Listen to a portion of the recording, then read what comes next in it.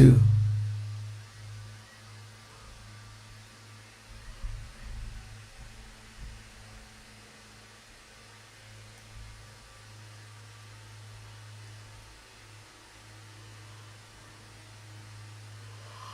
Uptown, downtown, ghetto.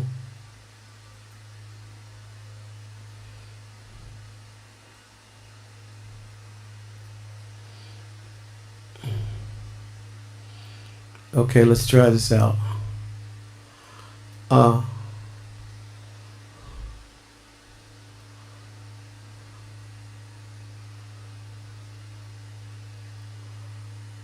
Uptown, downtown, ghetto. See if I get the thing raised back. Increase by law.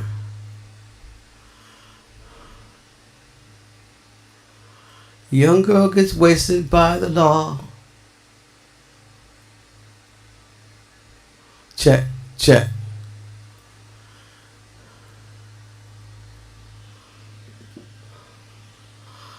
Check, check, check, check.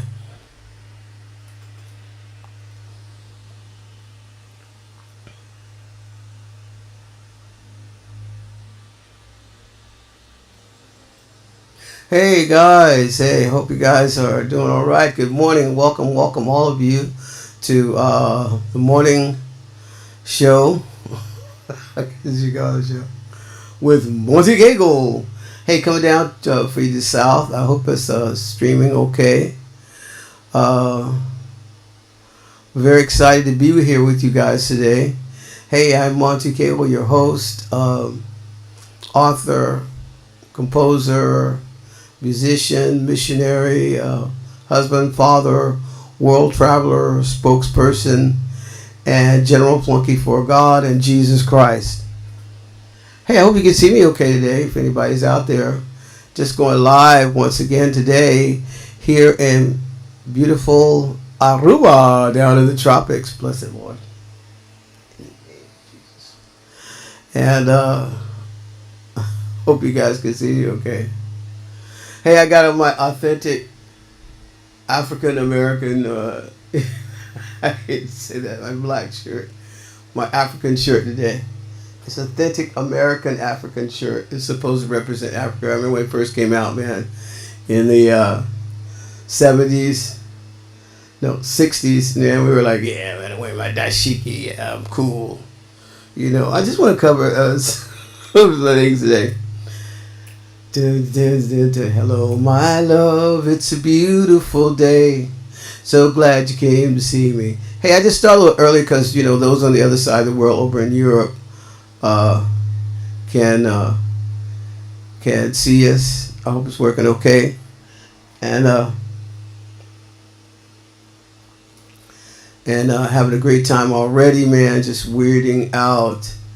And hello, my love, it's a beautiful day. So glad you came to see me. Would you like to stay? Come over here and sit by my side. We spent a long time watching through the tears that we cried. Yeah, I can't play the guitar. But anyway, I just sing acapella. Tell me you love me. I can see it in your eyes. The loneliness is over. Love has washed away the lies. And if it makes you happy, then we'll see what we can do. And if it makes you smile, we'll sing a song or two. I love you. La la la la. La la la la la la la. La la la la la la la la la la la la. Da da da da da da da da da da. Da da da da da da da da da da da. And if it makes you happy, then we'll see what we can do. And if it makes you smile, we'll sing a song or two. I love you. Good morning, and welcome all of you. Da da da da da da da da da da. La la la la la la la la la la la la la. And if it makes you happy, then we'll see what we can do. And if it makes you smile, we'll sing a song or two. I love you. He says like every morning, man, like going to sing out there. I used to busk a lot in Paris years ago, in Paris. Alors, c'est fini alors là-bas. Bonjour. Ah, regardez la porte. L'ouvre, nous sommes à Louvre. L'ouvre la porte. Let's start it out. Open the door. And hey guys, just I was just singing out there, and we just jam. I used to jam every morning, like 6 o'clock, no, 5 o'clock, 6 o'clock in the morning, in the métro à Paris, à l'heure tous les jours, tout le matin, tous les Parisiens, ils étaient en train d'aller au travail, et moi, je suis venu et je chantais avec mon équipe là-bas.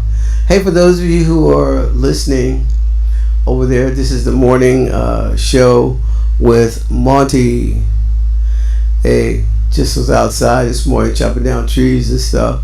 I thought I'd get those trees out of the way before I get started.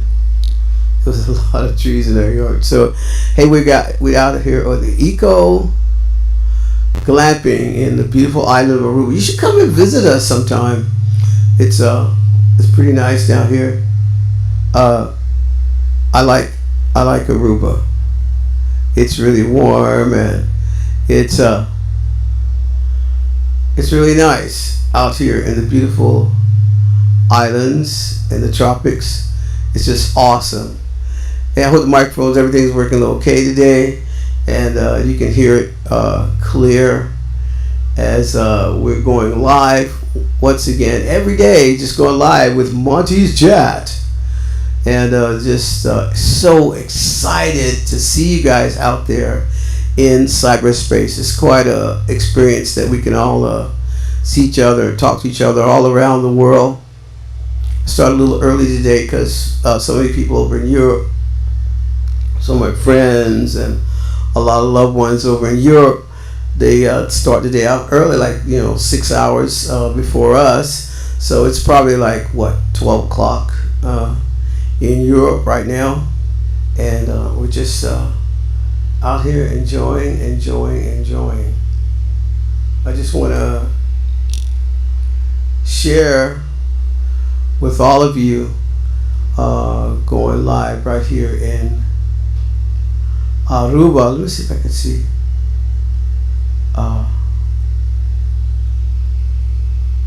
This stuff. I haven't done it before a lot, but I wanted to share our broadcast today with you around the world, and just enjoying it all right here in the beautiful island of Aruba. Hey, one of my partly, so just like to share. Let's see, I'm just learning how to do this stuff. I never really did it before. It's always new to do these things, but it's fun, and just going live right here in the island of Aruba. It's beautiful out here. It's a really cool place. A lot of people like to come here. We'll try to, what's on your mind? We'll try to say, going live. Going live at YouTube. And you can see us right here. Hey, we made it again. I think nothing happened last night. I'll check the news later on today. But as of yesterday, nobody shot any missiles back and forth. They got those huge ships out there in the Mediterranean and going out into the Middle East right now. And it's just amazing. I never thought I'd live to see it. I thought I'd live to see it like years ago. That some people had some spirit helpers that said that there was going to be some kind of war in the Middle East, and it would all start out with those passenger ships going out there in the Mediterranean, out there near the Strait of Oman. They would be, didn't say the Houthis, but just said they'd stop shooting fireworks back and forth. And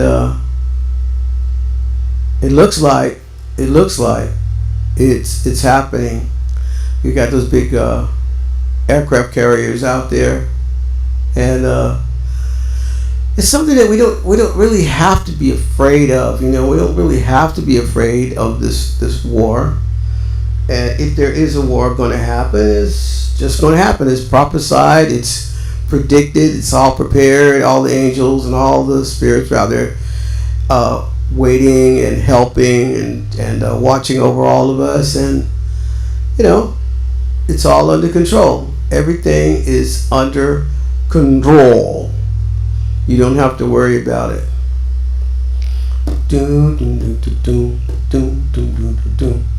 And God loves us all. There is a God. I'm just out here testifying on the news. It's world news, spiritual news. Every day to here to tell you that there is a God in heaven. He loves us. He loves you. And He's the creator of the universe. I'll say it again and again and again, that this world was created by God. And the ownership and the rulership is being completely getting ready to hand it over to God's Son, Jesus Christ. Jesus Christ is the Son of God, whether you like it or not, whether you believe it or not. He really is. And He's about to take over the rulership of earth. Okay, I was watching this stupid thing about William Shatner from Star Trek. I was like, dun, dun, dun, dun, dun, dun, dun. I was a real Trekkie, and he was like saying, I don't know if they're out there. He was saying, he's they just put out a documentary with him that he's talking about the possibilities of people in other parts of the universe and in space, and he said maybe and blah blah blah. It's always so vague. It's like, all it is, I'm gonna just tell you straight up front, it's just demons and workers of Satan who are masquerading as these spaceship people. They're putting their little suits on, spaceships on, and they have, the enemy has spacecraft that really exist. They make it. They do these things, and they fly around in space. They're all over the earth. And he's like, maybe they have other people and in other universes, and there's billions of stars. All this crap I used to hear when I was a kid. It's always maybe. It's a possibility. Now you got billions of galaxies out there in space, and they're saying, oh wow, maybe it's a possibility. And the Bible says God created the heaven and the earth. It's like He created creatures. He created all of us. He created man and put us on this planet. Why wouldn't there necessarily be, you don't know, other people and other beings out in outer space? And He made us in His own image, and He put us on this earth. And God, it's just amazing how wonderfully we're made. So why wouldn't a God who can throw galaxies light years away, light years out into space, why couldn't He have other creatures such as angels? And there are demons out there, and they're running around masquerading as little spacemen from outer space and got everybody all freaked out, and possibly they're out there in space, saying that the Bible says that very clearly, that God created heaven and the earth. So if He made angels and all these angels, all these creatures that go, the spacemen of Egypt and Media Persia and all these other things, that people see these artifacts years ago. I used to love to watch Tom Horn. He was really cool, and he was exposing a lot of these artifacts and a lot of these things they're finding in Mexico and Yucatan and areas, that they are fallen spacemen from years gone by. Okay, there's creatures, there's demons, there's evil spirits, and there's all these empires and everything that's been made for thousands and thousands of years on the earth, and everybody's acting all surprised, and they make it all surprised so you'll doubt. Everything is doubting. So look, there was a worldwide flood, not a partial flood, not maybe. It's like they always put these words up, maybe, possibly, and it just says it right there. Maybe, the earth was made and created, and maybe it was developed by a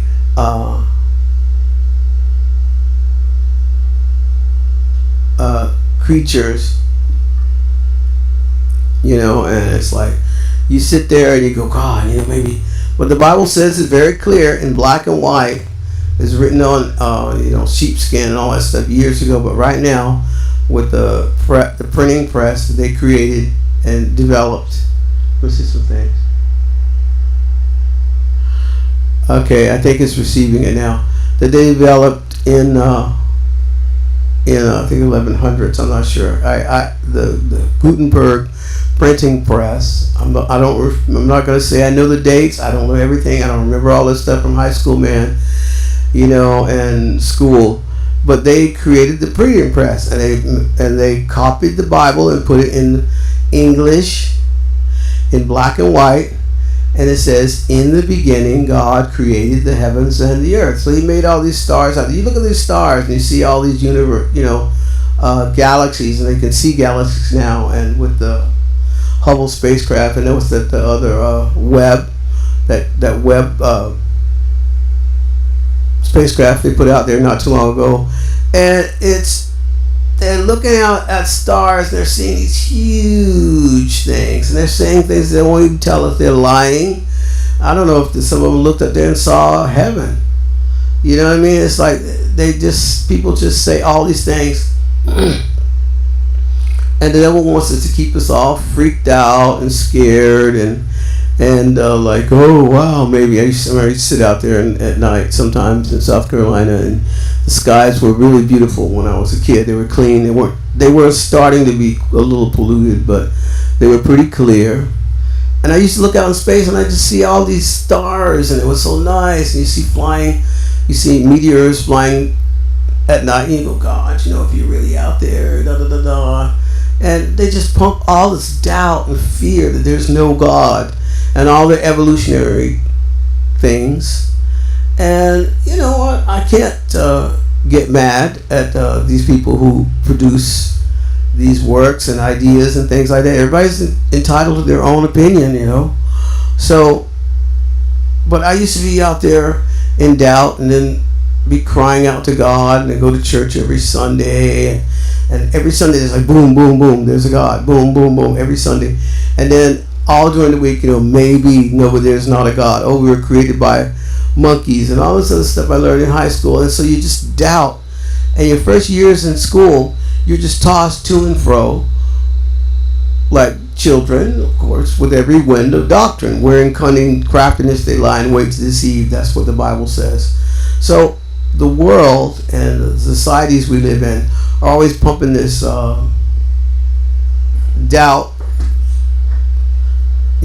evolutionary doctrine and Darwin and all these other things. But before, like in the 18 something, everybody was general consensus that there was a God and everything. And then this, I don't know this other guy's name, he came up with this, they cooked up this little, maybe it's not possible, maybe the universe created itself. I mean, how's a planet as big as the earth created itself out of nothing, and then started spinning around and created gravity? And I mean, if you sit down and you sit down and you think about all this stuff, and not as some of the things I think about now, but how could it create itself?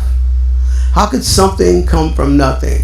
And then they poo-poo on God, and then it's just clear, written down in the book, written down in the Bible, super good explanation, straight to the point. All these evolutionists and scientists are like, maybe it's a possibility. This is possible, but that's not possible, and that's possible, but this is not possible, and all these doctrines and ideas and theories and everything they keep throwing around. You're just totally confused when you're a kid. And then you get to high school and they start bombarding you with all these doubts. They just teach you to doubt.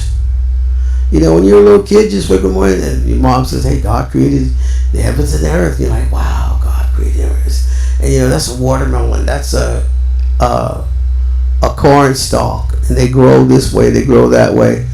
And you see tobacco. And, I grew up in the South, and I grew up around farmers.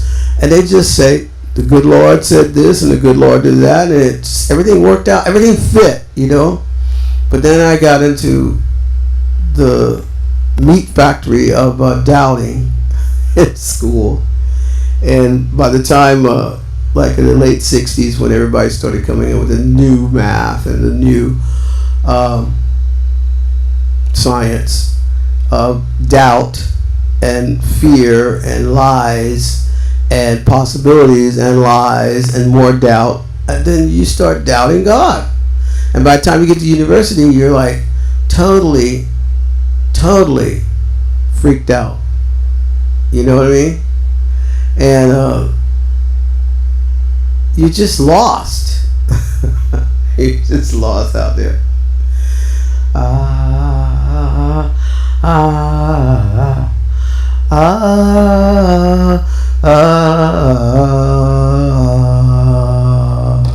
Well, it's like you're wrong, and white you're white.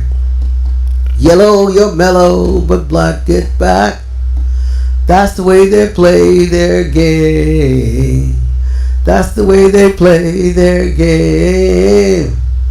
Well, I went down, what's that, for a job. I found they judge by your race, color, and creed. Oh, every time I say something a little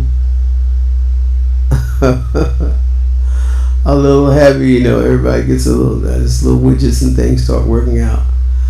Anyway, it starts coming out.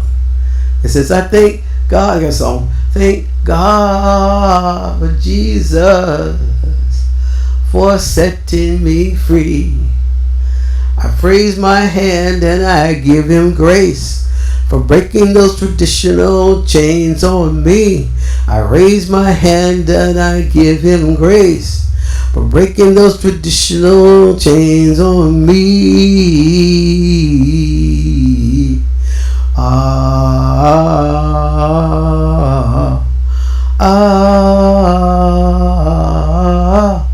I raise my hand and I give him grace for breaking those traditional chains on me. You sing songs every other night. I can't hardly remember it now. It was like 40 years ago. But this is a song. There was a fellow missionary that I knew years ago. Like, we were young people, and we were volunteers for Christ, and we went out, and I started witnessing for Jesus when I was like 18. We go down to the parks and witness to the hippies. The hippies always caught it, man. It's like first time I ever saw a hippie was like in 1967. They really cracked down on the hippies in the South. I'll never forget that, man. It's like I remember the first time I saw a hippie was like 1966 or something like that. And what it was, the circumstances was a young kid, a guy. I guess in those days they were like beatniks. They were just starting and moving into the hippie age. And I grew up in a little town in South Carolina. And I'd never seen a trailer before, like a trailer or a camper. And I just got to tell you this story because I just started laughing. Somebody came up in our yard, talking to, I was with my cousin and stuff like that, and somebody said, hey man, over at the gas station there's a thing out there called a camper, a motor home. And I was like, what? It's like a little trailer. The trailers just started coming out. You had trailers, and it's on wheels, and it has motor, and you can sleep in it, and you can drive around, and it has bed in it, it has kitchen in it. And I was thinking about it yesterday, and I just want to tell you, so God, my cousin and us, like, wow, everybody in the whole town. There was a gas station that was, about 2 or 3 blocks over from my house, and it was like a gas station that was on the route to Myrtle Beach. Myrtle Beach is a tourist town, just in case you don't know, that a lot of people would drive there from the north, basically every summer or all the time in the spring or something like that. They go swimming. It was like a Florida resort kind of a thing, but it was just a little beach in the eastern side of the state of South Carolina, and it happened to be like 66 miles, and the main highway that would go to Myrtle Beach would pass straight through our town. Dillon, it was called. It is called. And so anyway, some kids, I guess a hippie couple, were just traveling through the States years ago in the late 60s, and they stopped in our town, and the car had a little breakdown there, and they went to this service station, and they parked it there, and everybody in our town, all the black people, all the white people they knew probably already, we all race to the station to look at this thing called a camper, a motorhome, right? And they were there, and they were there. I can remember it was some day. I don't remember what day it was. Was it some? I know school was out, because I wouldn't be out there in the street unless school was out. And so my cousin and I went to the gas station to go look at this thing called a motorhome. Like, whoa, what is this, man? We walked up to the door, and just so happened, I guess the guys, and they were inside. They were kind of showcasing their motorhome to our town of Dillon. So we came to the door and said, "Excuse me, sir, can we look inside your trailer, your camper, or whatever thing it was?" And it's like, they were like, sure. They had long hair. They were fairly young. They were hippies. And they opened the door, and they just let us look inside and say, "Wow, man!" We were like, "Look, it has a kitchen. Look way back there in the back. It has a bed, and whoa, and the driver's side is right over here to the right, and they could just walk straight to this motor home, and they could just drive off, man." And we spent like 15 minutes just like, wow. And and we'd leave, and somebody else would come and go, "Wow, can we look inside your?" So everybody was mesmerized by this thing called a motor home, or was a camper. I don't remember the terminology. It's been so many years ago, but I've heard so many different things now. But I think it was called a trailer, or but a motor trailer. You could drive off, and we were like amazed, like, wow. My cousin and I, I was pretty close with a girl cousin. We used to play and stuff out in the yard and stuff like that. But anyway, we came over this gas station. And we're like, wow, it's like looking at this guy, and there's just people that are called hippies, and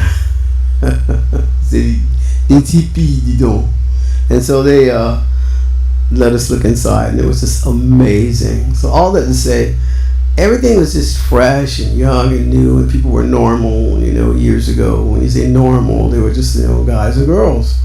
And I believe in normality, like God created. I believe in creation. I believe that God created everything. He created it exactly the way He wanted it, and everything ran pretty good. I mean, I thought so when I was a kid. Like you had a mother, you had a father, and my dad was in the house. My dad was he was a dad. He was just you could see him. He wasn't a ghost, and he worked. And my mom was a mom. She taught French, and she taught English, and we were family, and it was good to have a family years ago when I was a kid. And I was a black family, but it's like we just lived in a kind of isolated little area in our town. We were in the middle of town, but we were kind of isolated little area, and we lived on a big rooming house all my life, as far back as I can remember.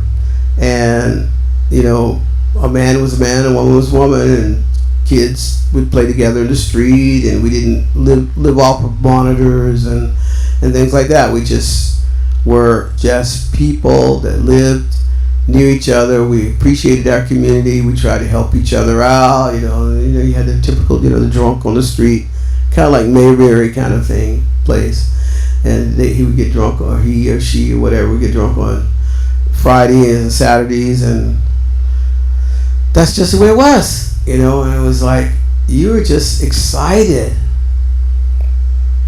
when you were a kid. Everybody was excited about life, and the TV just started coming in, on people, and that's just how it went for years and years and years. So anyway, we saw these hippies. Finally that day, they finally gassed up and they fixed the car, whatever was wrong with it. They drove off, and man, we just never forgot. We were like, wow, that's a motor home. We were like, whoa, and those guys, they were hippies, and hippies, they would smoke stuff called marijuana. What's that? They would smoke cigarettes. There's a new cigarette, is a new kind of brand. We didn't know anything about that. We were so innocent. When I think about those days, life was so simple. Not that I'm saying it was better, but it was just a stage of man that we were going through. Those stages, and America was young still, and it wasn't young. It was kind of like a middle-aged by that time, in the 60s and stuff. And so, but we as African Americans, I didn't know a lot of these things about hippies and drugs and stuff. All you knew was about liquor. You just knew about people drink on Friday and Saturday night, and people used to appreciate the community and try to help the community, and their fathers were real fathers. And I just remember a lot of the fathers of African Americans, Black Americans, and they were just there, man. They were there for the kids. They were there for their families, and people loved each other, and they tried to help each other. So anyway, that's how it went in those days.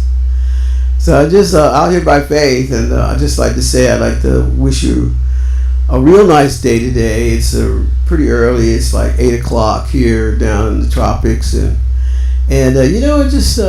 just going on live these next days, and I just kind of started out. I've never done it, and I'm just excited about it. And if you're out there, if you see the videos later on, it's okay. If you're not there right now, I guess a time period, I need to work out a better time period where people will come and watch and see what I'm talking about.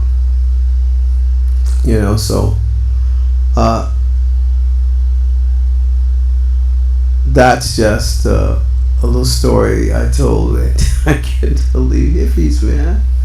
We didn't even know what hippies were in those days, and drugs and things like that. It's like, what's drugs? Everybody just drank liquor, and it's like, that's it. Just average guy telling you how it was when I was a kid. Like, I remember my grandma, those guys used to say, yeah, they out there. I remember when people started smoking marijuana and things like that when I was a kid.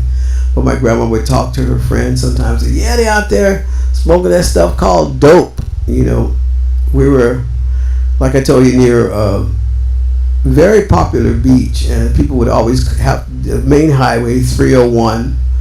That was before 95. The Interstate 95 going on the East Coast. It was a highway called 301, and then you'd have to drive through to Dillon, and you switch the highway, and then you switch to the highway that would take you to Myrtle Beach. But a lot of the kids started, young teens, would always go to Myrtle Beach, but they would go there, and everybody started getting into, besides liquor, they started smoking dope. And that was my grandma and all those ladies in town. We were like, yeah, they out there smoking that dope. It wasn't crack, it wasn't cocaine, it wasn't anything like that. They were smoking weed. And my grandma they would talk to other people. You know, as a kid, to hear, "Hey, yeah, man, they're out there. They're smoking that dope." They call it dope. It was basically marijuana, and they would. All the young people would go out there on the weekend in Myrtle Beach and go to the beach, swim and stuff, and smoke dope and hang out. That's when a lot of the black kids and white kids started kind of merging together, and they'd couple up a bit. And yeah, they out there with them white girls out there smoking that dope. You hear? And you just hear all this stuff, man, and you're like, what is that? You know, what's dope? You know, and it was basically dope. It was marijuana. You know, they were smoking that stuff. So kids were pretty not so innocent, but it was just like just starting to take off in the States and in the South, right here, at least in my state. And we were a pretty integral part, or pivotal part for going to Myrtle Beach, that town. And that's how it was, you know. Here's a little song I'd like to sing for you.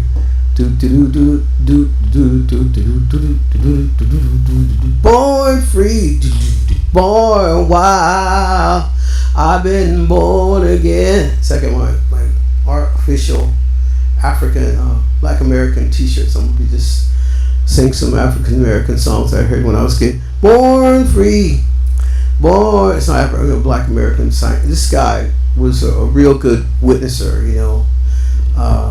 We used to call him Simon Black. He was a friend of mine. And when we were young teens for Christ, out there witnessing for Jesus. Born, wow, I've been born again. Lived most of my life in a cage without a helping hand. Living uptown and living downtown, mostly running every day. I was just like most anybody else. I never took the time to pray, Lord, no, until I noticed the end of my rope and the coming of a judgment day. Then I cried out to my Lord. I said, Lord, won't you help me, please? Then he heard my crying, and he heard my sighing. And brother, I've been born again. I've been born free, born wild. I've been born again. Been born free, born wild. I've been born again. Do you have troubles in your life? Don't have to answer, I'm pretty sure you do. Well, I got the answer for them straight from Calvary, and it was born and raised just for you. So you can be born free, born wild. You can be born again. You can be born free, born wild. You can be born again.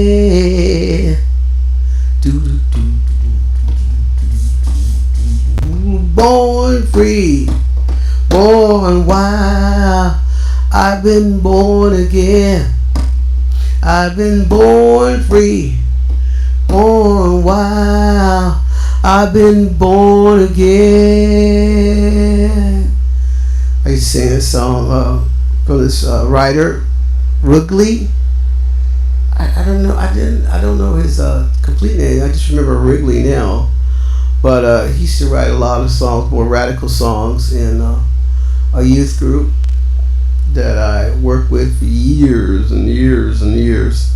And this guy was he was real sweet guy, loved people, and he was a radical guy, black guy. He didn't have time for white people, and he was like really tough.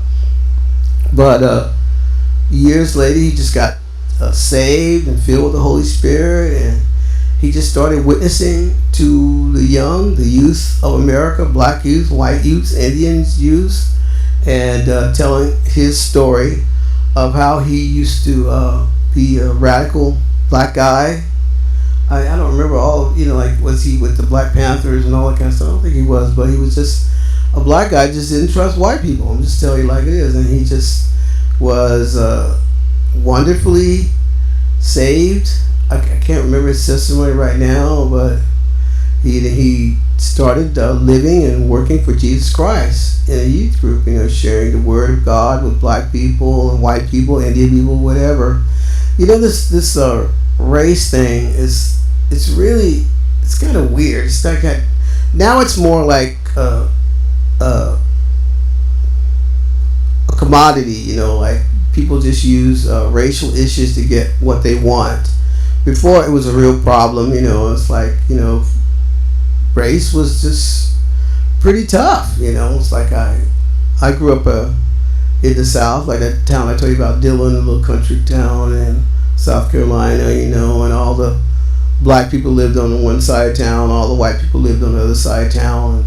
And the funny thing, when I was growing up, I started really thinking about, like, why did all the white people go to their church and all the black people go to their churches? I mean, it's, we all love God, and why do we all have to be so separated? And then later on, in the 60s, the late 60s, when they desegregated the high school and a lot of things like that, then you just started realizing, you go to school every day and all the white kids would be there and all the black kids would be there, and you just realize that people are people. That's what happened to me. I just started realizing that, it wasn't like the great God, white people, they were just people just like everybody else. They went to the bathroom and, they ate and they loved each other and they helped each other and they were friends, and you just saw that people were just people. I mean, as a kid, I just always saw white people over there, and I just knew that's a white guy. These are white people, and it was like, I just it's so silly when you think about it. And we lived on Main Street, and we lived right in front of the police station, and the fire station. You just see, and all the white people would always. I'd go on the porch sometimes, and after school, and I'd be standing out there a lot. Some of the firemen and the police would see me, and they'd wave at me, and I'd wave back at them, and it was like, wow, the policeman waved at me, and people they just looked like people, it wasn't like anything extraordinary, other than they were just people. And we grew there. We grew. I don't know how in the world we got to put this big huge house on Main Street in South Carolina. But anyway, great grandmother built this big huge house, which turned out later on to be a rooming house. She had several businesses there. She was a black American. I don't know how she did it, but she established that, and that's all I knew when I was a kid. You just like, wow, man, I just grew up there, and then later on, it wasn't like a big issue before, until I went downstairs, like in our house. Like I said, she had several rooms that she would rent out, and so she rented out one area that became a very popular restaurant for white people, and it's like they go there, and they had a little jukebox in there, and I had to go to the back door. I could never walk in the front door. I got a chance to I mentioned that in my book, like I got a chance to have this friend. The lady that rented the store from us in our store had a little boy, and I used to play in the backyard with him. And God, I love this guy. It was a lot of fun. He played cowboys and Indians and all that kind of stuff together. And then sometimes his brother would go, Trey, and remember his name was Trey, and she'd go, Trey, they'd come in and eat lunch, and she'd have to stop playing. I was like, and he'd go into the front door. And I remember one day, I ran in the door after him to go in the front door to be inside while they was eating lunch, and it was like they were like, "Hey, you can't go in there," la la la la. And that's when it first really hit me, this racial thing, and it was like, I was like, wow, it's our house, and it was our house, and they were renting a storefront out of our house. So anyway, later on, it just became more apparent, the black and white thing, and blah, blah, blah. You can't go to the store inside the front side. You got to go on the back side and all this kind of stuff. So I was just kind of really surprised with all this stuff, and it just really struck me as strange. And then later on, you just start learning the ropes. You just learn how people are, and you learn what this thing called race is, racism. I just thought, a policeman across the street, you see him every morning. It was a guy, he had two legs, and he would wave at me, and I waved back at him from the porch when in the summertime a lot of times, and the police department was right there, and you see the policeman, hey, that's Mr. Smith, this the police department guy. And then later on, everybody's just started kind of, when they desegregated the schools, and around about the time of 66 or whatever, and then that's when everybody started really in town. It just became, we were just people, and I learned that just people were people, and that's what kind of hit me and struck me, and I didn't understand that until later on, until it became an issue in America. But before that, it was just really, you just lived, and you went to church, and you went to your school, and later on, it became like a bigger issue later on, and a lot of the problems of jobs. I mean, everybody had, look, when I was a kid, black people all had their own businesses. And it wasn't like, we got to figure out what we're going to do, and how can you have a better job. And everybody had jobs. Everybody had businesses, and everybody worked, and everybody was fairly happy, and I guess everybody wanted to have a better job. So I guess you had to get a white person's job. And then that's when the struggle started, it was like, and then they desegregated everything, and then all the black people stopped going to the black restaurants, and they would just go to Burger King, or they go to McDonald's, or they just started going to more general public, and all the black businesses and everything started just going down.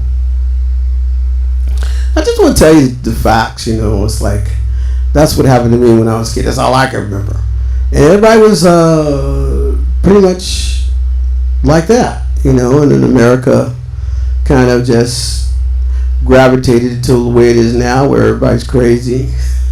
Everybody's like losing their minds. I say crazy, to me it just seemed kind of crazy. I'm 70 now, and I've lived through 7 decades, and I've watched America just totally change and go in and out, and it's just really kind of amazing. And the way it is now compared to when I was a little kid, like I told you about when I first saw the first hippies and things like that, and now it's just different. And what I've told you, and when I tell you that we're on the last throes of our country, and people are just playing out the last years of the grandeur of America, and it's just amazing to see that. It really breaks my heart. A lot of times, a lot of people say, "Oh, you're anti-American." Sometimes people say, "Oh, you're just blah blah blah," and they get upset at me. But I love my country. That's all I know, and I grew up that way, and I love the people. I love the culture, and like I just started traveling when I was like in '67, I think it was, when I went to my first summer. That was in summer, my first year before college. Was a senior, and went out to Philadelphia the first time in my life with some friends of our family, and I went up to Philadelphia. It was like amazing, and I was just so excited, like we went to Washington. We drove up. He was my friend's father was a policeman, and we drove up to Philly. And we stopped off in Washington, and I was just amazed. I saw the Washington Monument, And it wasn't like mom and dad were there. I was just there with my friends, him and his sister and his father and his mother.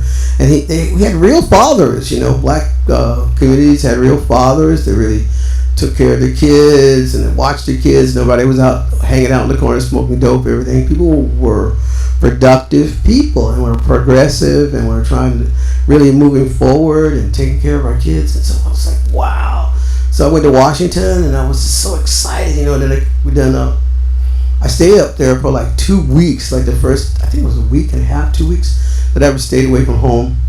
And I saw the Washington Monument, I saw the Lincoln Memorial, and he took us to all these different places in Washington, and I was just amazed.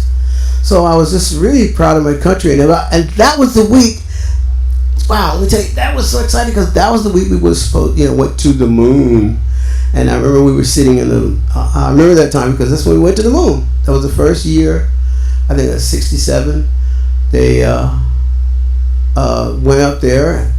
We were all hung around the TV, man. We're like, going to the moon and stuff like that. I was just blown away. It was the first time away from home, first time seeing something like that, and you just felt proud. Kennedy was like president, everybody was all excited. I think it was like that, and we were all excited, and I was really excited about my country. I didn't have anything like no black and white issues. We were Americans, like rah, really. You felt proud, you felt good inside, and things like that, and that's how it was. And finally went back home, and you just live your life. You're just excited. You're American, and like, wow, we had a good country, we had a good economy, everything was going pretty good at that time. And then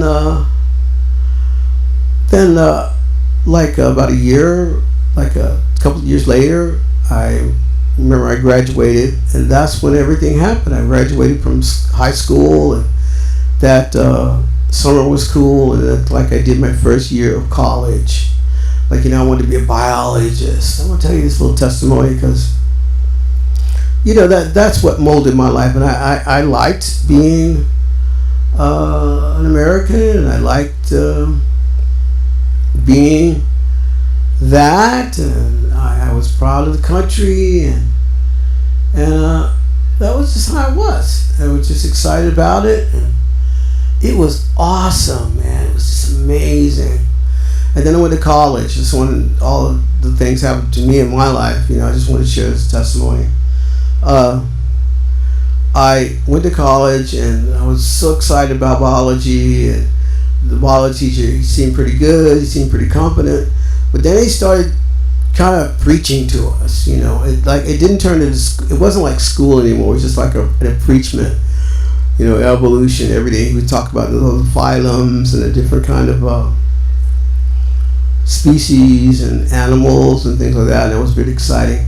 And then, like, bam, I hit the brick wall. There is no God. That's what he was kind of preaching to us, and so you just get a little mixed up. Wait. I've heard all my life that there is a God. You went to church every Sunday, and then it's like. Then it started like every day, you go that such, this is a such phylum, this is such species, and they develop from that species, and then they start with the Darwinism and stuff like that. And I was just like, whoa, is it true? Is there a God in heaven, or there's not? So you just go through that, start with that every day. You try to be cool, and you go through your college thing, but then at nighttime, you're like, God, is there really a God? So day after day, finally I just kind of flipped. I just said, look, either there's got to be a God or not, because every day it would be like bang, bang, bang. And so one day I said, look, I'll never forget, this actually happened to me. Now, I'm not making this up. I'm not trying to twist your arm. Everybody has to make their own decisions, right? So I just said, I'll never forget it, man. I was going across campus, one day, and I said, man, God, if you're really real, you need to show me, because there was that constant everyday turmoil in that before I go to the biology class, because this guy, I know he's gonna pump evolution. So I said, if you're really real, you need to show me. And then like that week, it's kind of like a real heavy week of that. And finally, I just one night I just was up there. I used to go up on the roof at my dormitory in college, and I was out there crying and asking God, if you're really real, and la la la la, and I was crying. I said, you know what? There is no God. The biology teacher says there is no God. Evolution is the truth. I come from a monkey and all this other stuff, and I was like, okay, I was like, well, this is life, and I don't want to live. So I got ready to walk my butt to the edge of the roof, and I was going to jump my butt off the roof, and just as I was going to jump, I heard this voice, "Don't do it!" And it was so loud. It wasn't like it was in my mind, but it was so strong. It was like it was audible. I could hear it in my ear. Don't do it. And, I just, sat down, and sat back down on top of the roof and just, okay, I won't do it, but God, you got to be real, crying out to God, crying and stuff. And so I went back to it. It got late, pretty late, so I just got real tired, and I went back to my dormitory, and I went to sleep. And then I woke up. After a while, I just woke up, and when I woke up,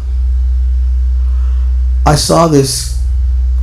I woke up, I wasn't asleep, I don't think it was, we call it sleep, not deprivation, it's called anyway, when you can't move, and I woke up, and I looked up, and I saw this girl standing in my dormitory. This weekend, I was alone that weekend because a lot of you went home for holidays, but I stayed on campus, and I stayed in the dorm, and this girl was like saying,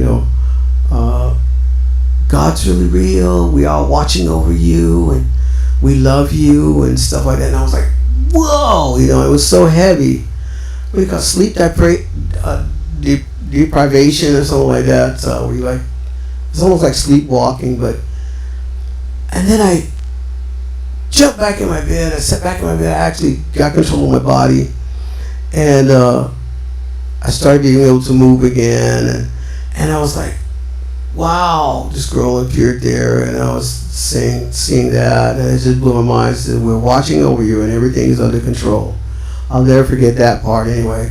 And so I was just blown away that night, and I just sat. I was scared, half scared tonight. I slept I had my Bible with me, and I just started reading more of the Bible, and then finally, just before daybreak, I went back to sleep, and I had another dream. This wasn't a dream though. This wasn't like that experience. So I saw Jesus. I looked up in the clouds, and I saw Jesus coming back in the clouds, and I heard somebody said, Jesus come back, and the answer is coming soon of what you're seeking. Somebody was saying that to me, and I was like, wow, in the dream. And I woke up, it was so clear you could just like cut it with a knife. One of those dreams like that, and shortly after that week, I just kind of buckled up, pulled up my chest, and just said, I don't care what the biology teacher teaches. I know there's a God, and I've been visited by an angel. I don't know if I told the story quite right exactly, because I'm just talking this morning. I'm looking at the monitors and trying to talk to you guys out there. But anyway, the point was, that was a monumental, supernatural visitation by an angel, I believe. You can say, oh, you were hallucinating, and you were under a psychopathic episode, and because of blah, blah, blah, and all these other psychological terminology people use nowadays for people who have experiences with angels or experiences with their loved ones that pass on. As far as that concerns, some people say that's demon visit, somebody's playing like your relative, but I don't know. You got to really kind of, when you get a little older into the Lord, and you start knowing the Bible, you just start knowing the difference. But anyway, the point was, I was like, wow, that just blew my mind. I didn't care what the professor said anymore. I just know there was a God. I knew there were angels, and I knew that I had been visited, right?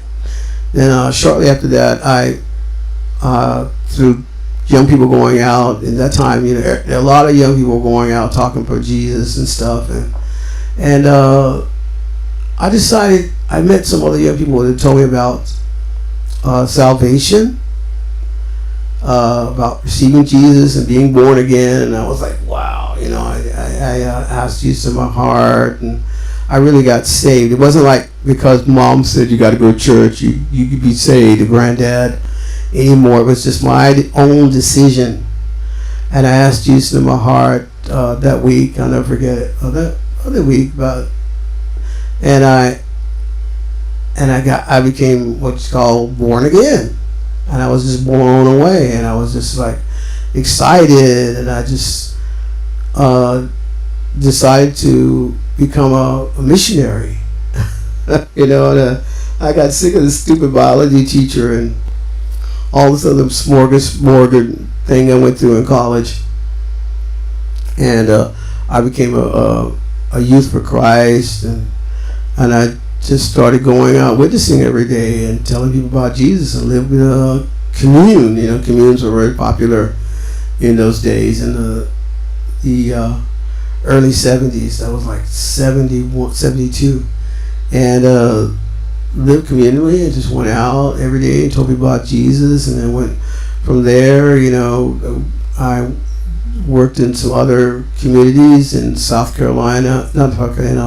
North Carolina. Then I went over to Georgia area, and I think I told you a story about that time this possessed kid came up on our porch and rebuked some evil spirit out of him, and then I just started living for God, and it just changed my life, and it just made me fulfilled, and I just started sharing God's word with other young people that I met, and all my friends and all my relatives, and I just became like at that time it was called Jesus Freaks. A Jesus freak, you're like young people going out and telling people about Jesus, and that's how it got started with me. I just met an angel, and this angel told me that Jesus was coming back, and that they're watching over us, and I was just so excited, man. So I dedicated my life to Jesus Christ and started working for God's kingdom and winning souls, and that's how it all began for me. And so it was tough. I mean, I was in my community, I was like maybe the 1 and 2 or 300 black people, and like I told you, it's that song, born free, born wild, I've been born again, born free, born wild, I've been born again. And so that's what happened like 50 years ago. And so, I did that, and then I started traveling around the world, went to Europe, and then I went to Brazil, and then I went to Africa, and I worked in Africa, in a Muslim country. I can't believe it. I mean, I went to Ghana at first, and then later on I came back to States, stayed, witnessing the people and stuff, and I have an opportunity to go back to France. So I went to France and stayed there a while, and there was a young person and a couple, and they wanted to go to Senegal, Africa. So I went to Africa and worked with them as a volunteer for about 2 years, and we just witnessed to people and told people about Jesus Christ, and it was tough, because the part of Africa that we went to was Senegal, and Senegal, is a Muslim, basically a 90% Muslim country. But I just witnessed other black people and told people about Jesus. They weren't, Senegalese were not kind of like the radical Muslim people, want to chop your head off and stuff like that. But they were pretty tolerant of other religions, and some of them were a little, got up hot around the collar when you talked about Jesus, but they wouldn't kill you or chop your head off like in some of those countries. So I did that for years, and for a couple of years, down there in Senegal, and worked with this other young pastor and his wife, and young teens for Christ, young people, and it's, you know, it's way heavy. We started doing music. I want to tell you this story. Like, we started doing music, and we had this little team that would go out and sing at restaurants, because, you know, we raised funds and we'd sing at restaurants and make funds. What can you say? And we made this little group called Les New Love. It was in French. You know, you did everything in French. And I remember I knew a little baby bit of Spanish, like hola, buenos dias, you know. And I learned the song. Learned the song. Everybody knows this song here. Para bailar la bamba, para bailar la bamba, se necesita una poca de gracia, una poca de gracia. Sing for you. Cosita, y arriba, y arriba, y arriba, y arriba, por ti seré, por ti seré, por ti seré. Baila la bamba, baila la bamba. Yo no soy marinero, yo no soy marinero, soy capitán. Arriba y arriba. And we used to go and sing the song at restaurants, and sometimes we get the regular singing jobs. Sometimes we go out singing and pass the hat night. But I never forget this brother, this couple that I worked with, his wife was just really wacky. You know, she was really radical. She'd just go sing in places, and she would talk about Jesus to people and all kind of things. And anyway, in the group, they heard me sing sometimes. I would make fun, like, because I couldn't speak Spanish at all those days that well. You know, I just knew a few words. And I go, and I just make Spanish noises. You know, that's how I spoke Spanish in that time. You know, and I just knew a few little expressions. And so anyway, this brother's wife, who was kind of like singing in the group, she I know a couple of her. She was really, you know, she really loved Jesus and stuff like that. But she was pretty wacky when we go out singing, and she sang really good. You know, she's a Polish chick. You know, so anyway, I'll never forget the first time she would always go, "Why don't you sing that song? Why don't you sing the Spanish song?" And I was like, "Man, I can't sing Spanish song." So one night we were out singing, and we were singing this guy's table, you know, he's a pretty influential guy, and we sing at nice hotels, you know, and stuff. So anyway, the guy went to the table one night, and the guy was there with his friends and stuff like that, and they were Spanish, you know, and she goes, "Hey, sing La Bamba for this, you know, we speak Spanish," and she said, "Sing La Bamba." And I go, and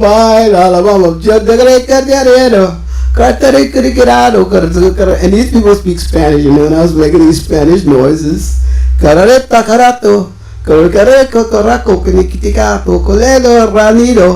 I was just making Spanish noises, you know, and sounds and stuff. And they were like looking at me like, they're messing, they're looking at me with their mouth open like, is this guy actually singing to us Spanish people? His noises. And that was my first experience, like, in Spanish stuff, you know. And so I was sitting there making Spanish noises, and they were sitting there with their mouth open, looking at my face.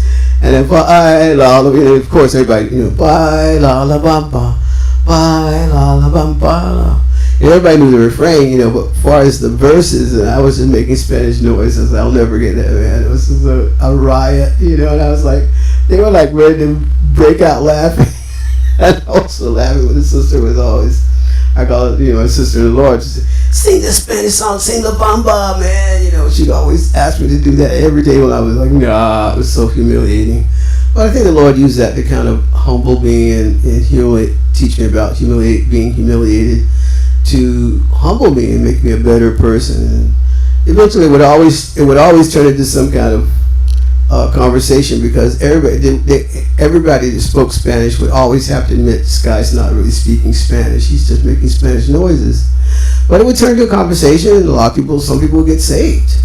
Some people would just laugh and have a good laugh, and it was just really It was really funny, man. So, just sing it for you. Para bailar la bam. Para bailar la bamba. Para bailar la bamba. Tito, necesito una poca de gracia.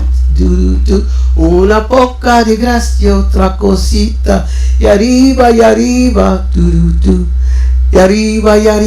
por ti seré, por ti seré, por ti seré. Baila la bamba, baila la. Yo no soy marinero, yo no soy marinero, soy capitán. Y arriba, and so on and so forth. Anyway, that was my first time I really had to actually learn the words in Spanish, and I started singing that song in Spanish. But anyway, just gonna be out these days, and I just want to touch on different topics. Every day we go live, and for those of you who are just tuning in, this is live with Monte and Monte's chat, and just singing for God, singing for you, trying to out there answer your questions or talk to you. And I just want to share God's message and God's love and music, and just share my faith with you. I'm not so formal, legalistic, ritualistic Christian. I'm a Christian. I believe in God. I believe in Jesus. I received him to my heart. Like, I became born again like 50 years ago, and I've tried to live with my belief in him for those 50 years. Over the years I got married, and finally I started having children, and then I started singing with my kids, and just went around the world sharing God's message and singing and just living for others for the last 50 years, and that's been my creed. And like I said, I got on my authentic black shirt today, and it's like I've lived around the world, and I really don't care about our race. It's like all these different kind of things that everybody's going through right now, especially with this presidential election. That's the real, Kamala Harris with the race card and all this stuff like that's happening, and a lot of upheavals and a war going on in the world with different ethnic groups. It's just, actually, I just want to share that Jesus Christ is really real, and the things that you're witnessing right around the world, whether it's issues of race, financial problems, war, things like that, it's just, the Bible's just being fulfilled right before your very eyes. And Jesus Christ is about ready to come back to earth, and a lot of the prophecies and things he said would happen before he would come back, specific things that couldn't have happened any other time in history. So don't give me that, well, it's just your thoughts, that couldn't have been fulfilled or happened in any other time in history, because it just couldn't happen. It's like it wasn't that time. And so Jesus Christ really is real. He was really come back, and he's coming back. He's not coming back any minute. So you're witnessing a lot of these things that are happening because they were prophesied in the Bible, and they're just being realized right now to mankind on earth. And I'm just walking down those last days or months. Well, it's not days, but years.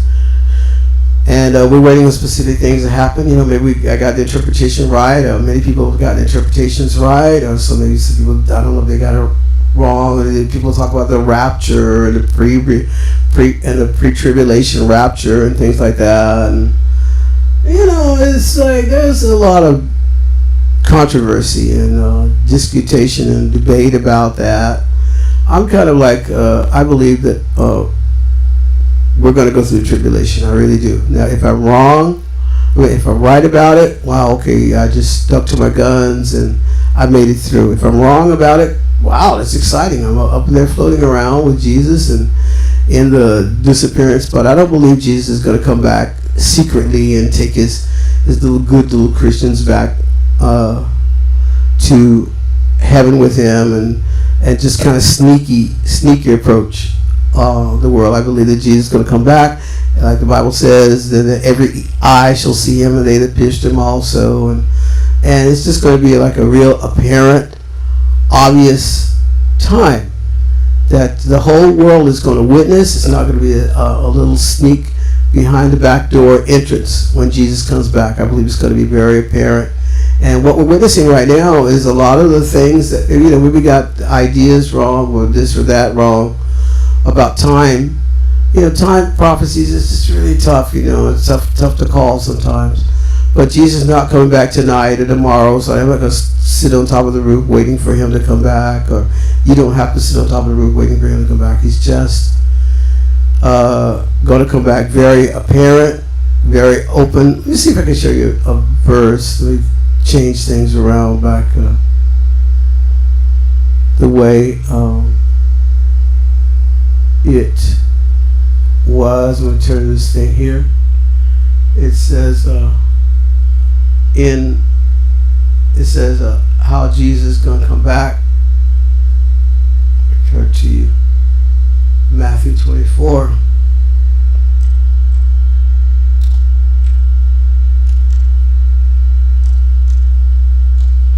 Matthew, turn right here, Matthew.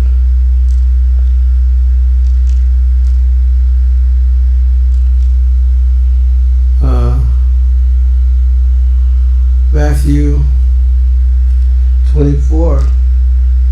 We got a little time, it's just going live and just being out here today and just spending time with you guys. Jesus, a lot of times if you get mixed up, and you kind of get tossed to and fro about this, how Jesus is going to come back, or are we living in the time of the end? I'm just here to tell you the truth that we're living in the time of the end. I'm going to use the King James Version. That's the way the one I know the best. The new versions are pretty good. Some of them are really, really good. Some of them are not. Just be honest. And but Jesus said very clearly. It says, looks here that Jesus says, neither let him which is in Matthew 24 except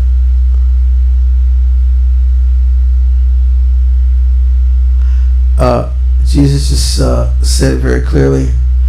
And many false prophets shall arise and shall deceive many, and because iniquity shall abound, the love of many shall wax cold. But he that shall endure unto the end, the same shall be saved. And this gospel, this is what's happening right now. It's not a if, maybe. It says, and this gospel, this is what's happening in this generation that we're seeing it. It says, what is this? It says, and many false prophets shall arise, and this gospel of the kingdom shall be preached in all the world for a witness unto all nations, and then shall the end come. When ye shall therefore see the abomination of desolation spoken of by Daniel the prophet stand in the holy place, whoso readeth, let him understand. It's another subject in itself that's huge, what the abomination of desolation is. Then let him which be in Judea flee into the mountains. Let him which is on the housetop not come down to take anything out of his house. Neither let him which is in the field take his clothes. It's like a real tough time. And woe unto them that are with child, and them that give suck in those days. But pray ye that your flight be neither winter neither in Sabbath day, for then shall be great tribulation. It's going to be great tribulation. It's going to be heavy. It's like such as was not since the beginning of the world to this time, no, nor ever shall be. And except those days shall be shortened, there should no flesh be saved.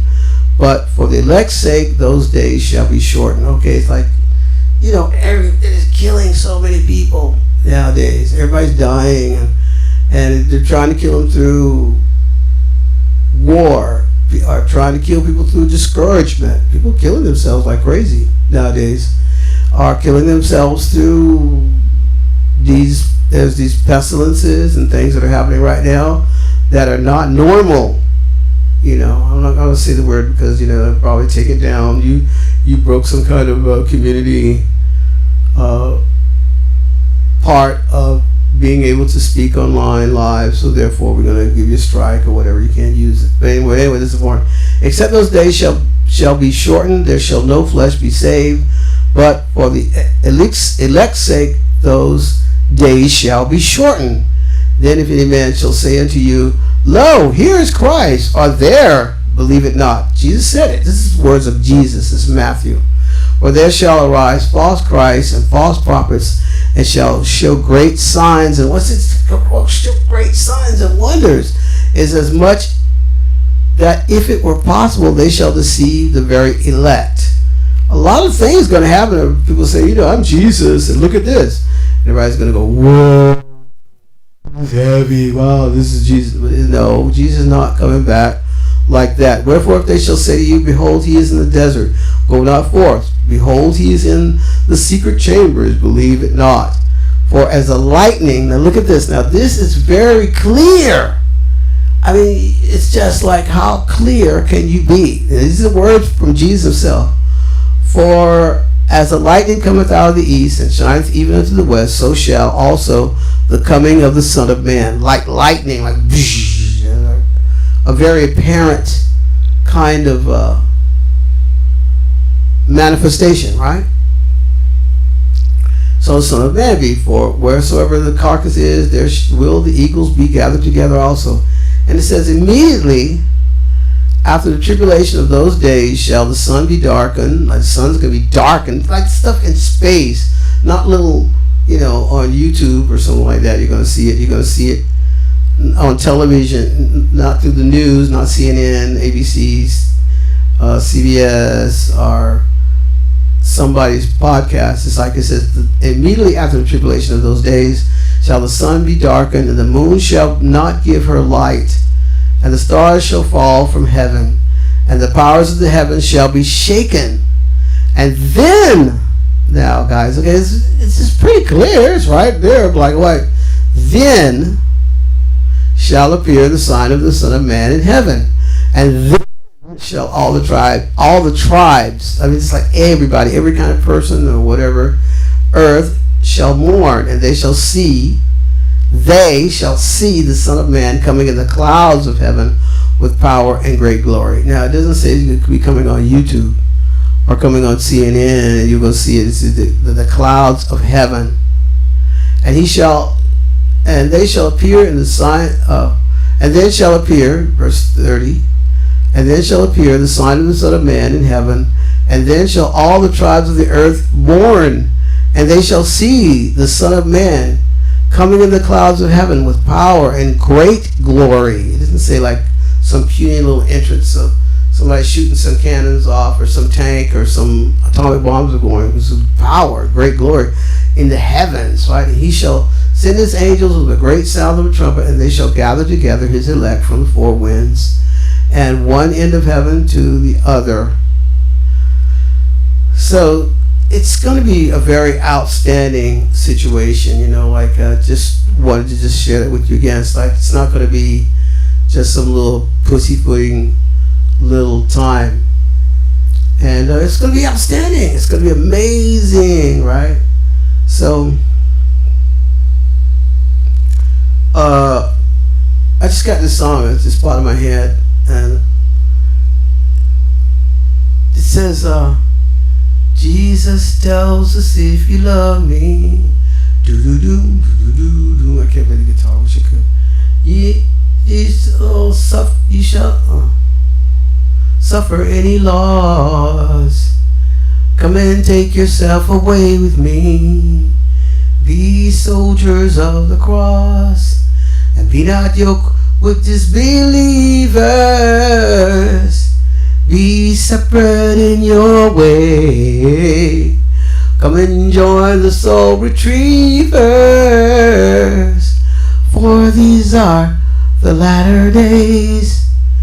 Give up what you cannot keep, my friend, to gain what you cannot lose. Jesus tells us if you love me, then the future is yours to choose.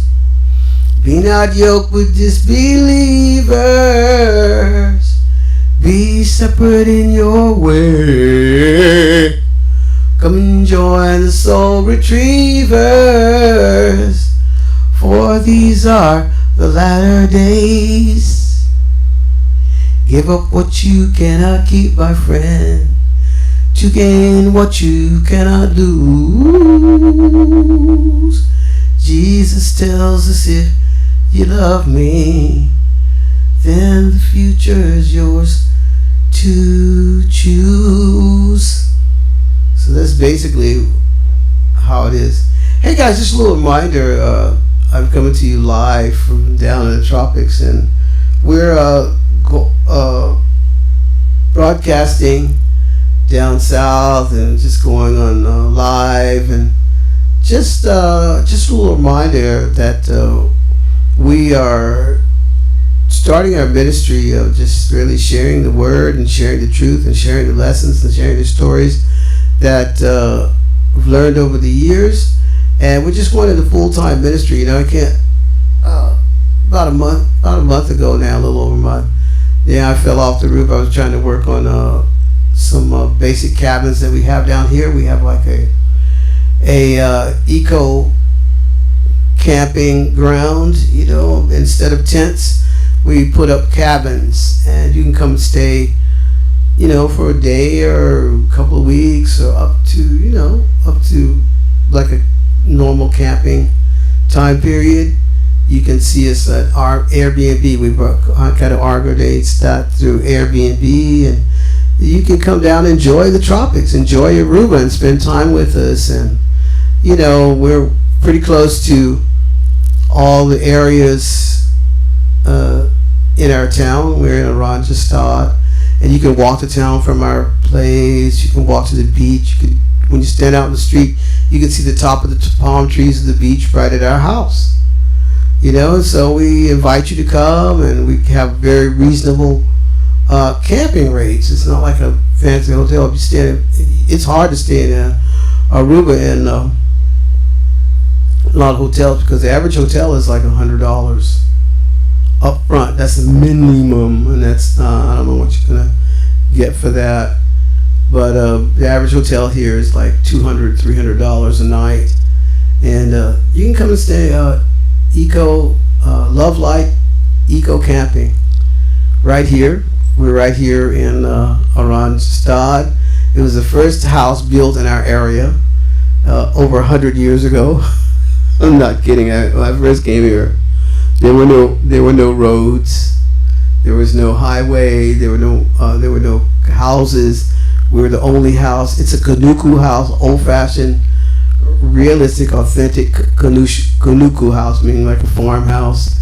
And we're just like a little farm. You know, we got wild chickens, and we have these cabins. If you'd like to come and stay in Aruba at a reasonable rate, something that you might enjoy, and we have kitchen and cabins available, and you could just go and just check us out at Love Light Eco Camping, or I call it glamping. And you get a nice camper. You can stay from one person up to 4 or 5 or 6. You can come in groups like that, and we have really, really reasonable rates. And all of it is just like under $50. Sometimes lower than that. And it's not camping. It's hard. It's hard to camp in our part of Aruba. Like the ground is really like dry, and it's just like coral reefs. To put up a tent would be totally ridiculous. So we just built campers that are in pretty good condition. That they're like little trailers, little camping cabins that you can stay. So don't forget. Just a little reminder, and just a reminder that you can come and stay down here from a day up to a month or so, whatever. Just check it out. out through Airbnb. And it's a nice area, you know, the bathrooms are out, the showers are out. You don't really have to, you know, it's hot here in Aruba all the time. The average temperature in Aruba is 80 degrees Fahrenheit. And the wind, it's unlike a lot of islands, the wind blows here constantly. It's rare when the wind stops blowing here.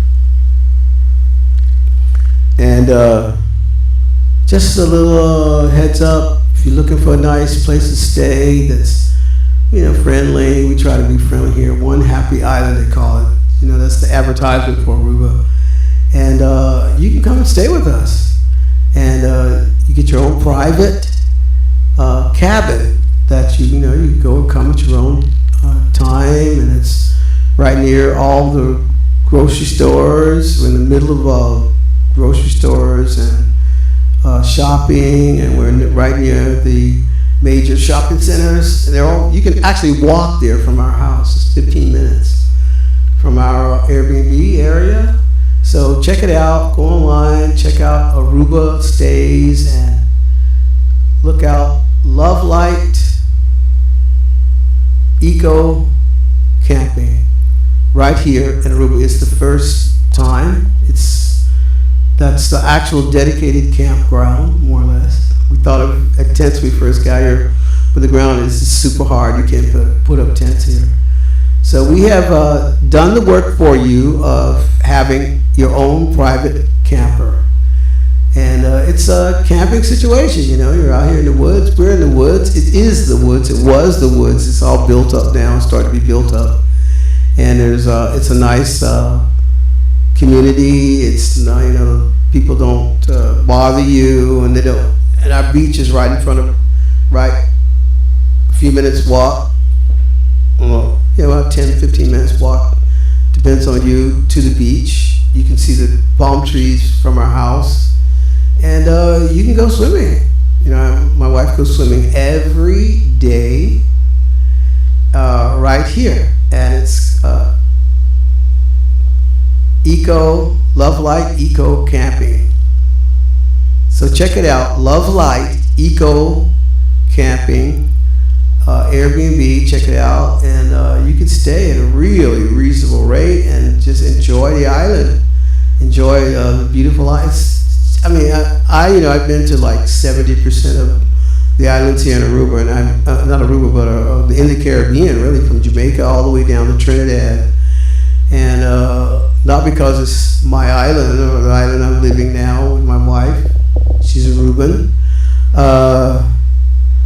And by saying that, it's really clean. They take the trash out every Thursday, and the streets are clean, and the people don't normally, as of now, they don't bug you on the beach and like buy this, buy that, bug you. And it's just very relaxing. You know, sometimes I'm like, God, is a lot of things happening in the world right now. It's just really quiet, calm, and you can enjoy your vacation, not walk around looking over your shoulder. Right now, it's a pretty nice place.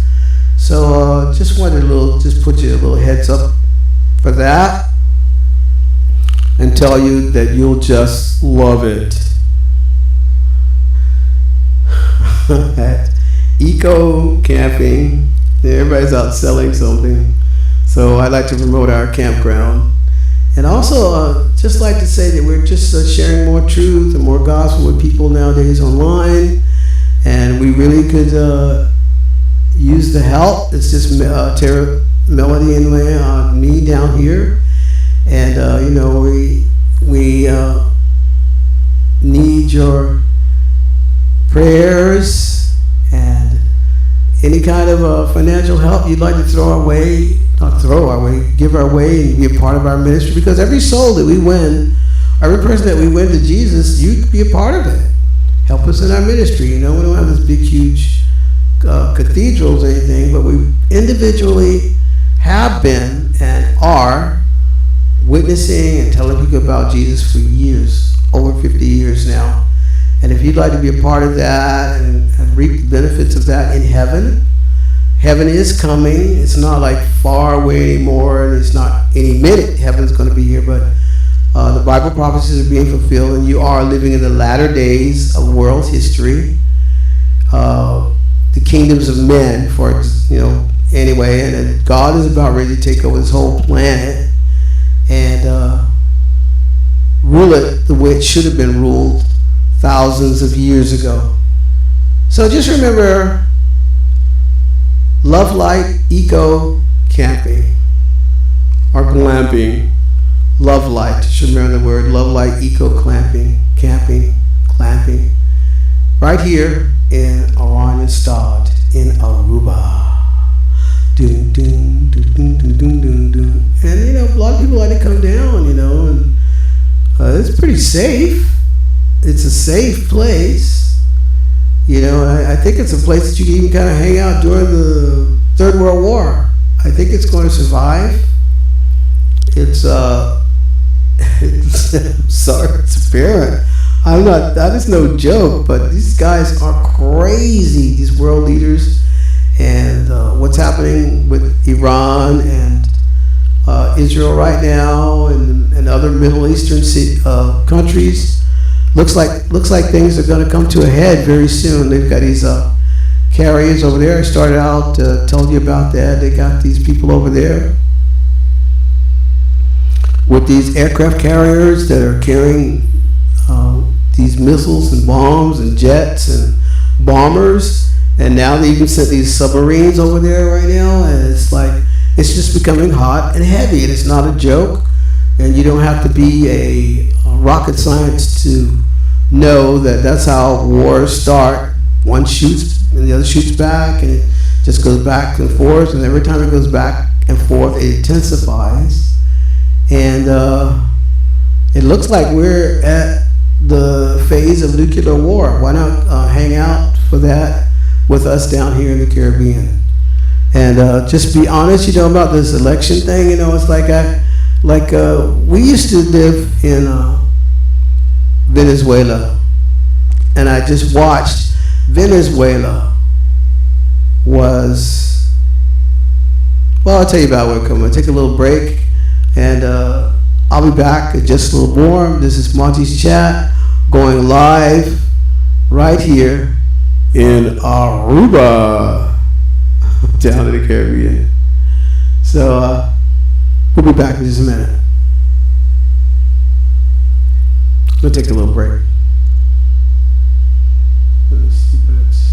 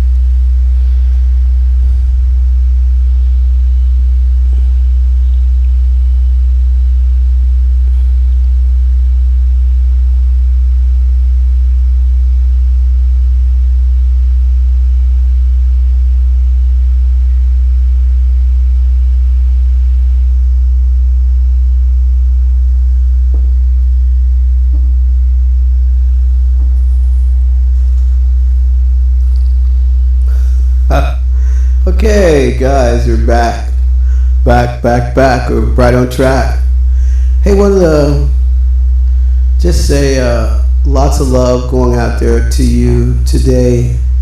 And I'm just really thankful that if anybody we get the chance to do our live show with us, we're going to be on every day, at least 5 days out of the week, and just kind of take it down to the max with you guys in these last few months or days or years or whatever happens. A lot of us are, like Jesus said, like, oh, this is a good guy's side, that Jesus said to a guy, one of the disciples said to Jesus, look, how is it that this guy is going to do this and this guy is going to do that? And Jesus said, what is that thou to me? To thee, follow thou me. And your time is always ready. It's like everybody's always worried about what's going to happen to the other guy. What's going to happen to you? Your life could go at any minute. And I just would like to just take this down to the max of people.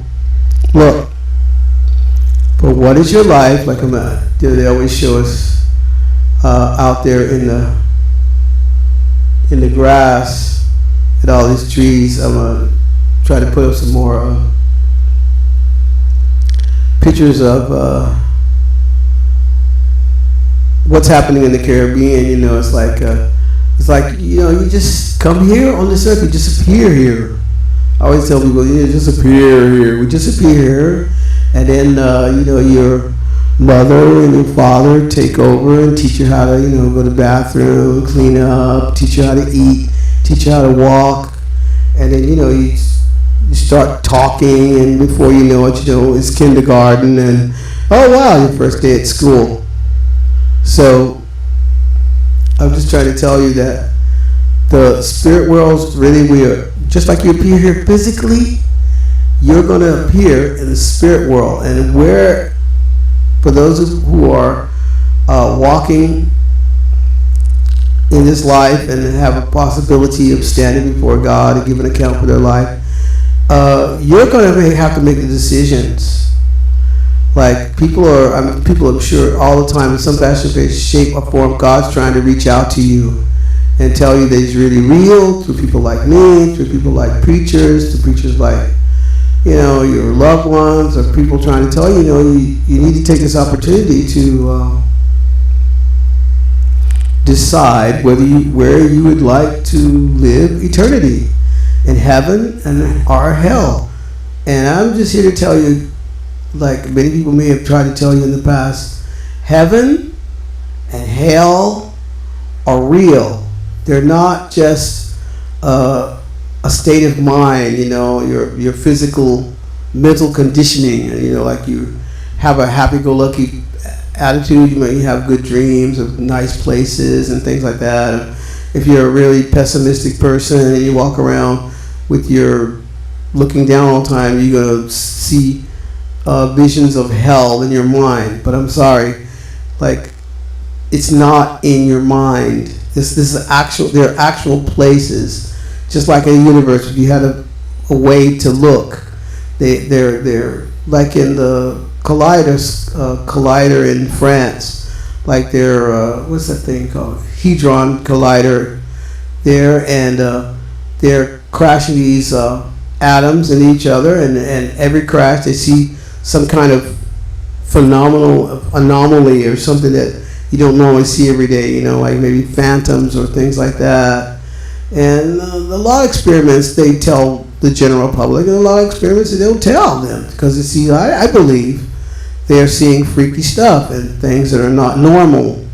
And so they don't want to tell people. A lot of people who don't want people to believe in God, they won't tell them the truth. Anyway, they just won't. And it's just amazing that all this is going on. And the spirit world's really real. And people are seeing that, and they're going through that, telling people, are showing people that it's really real. That are people that are out there now, and making it very apparent. God's just doing. I mean, God just blows my mind. He has to. He has to follow the guidelines that He set up for the spirit world. And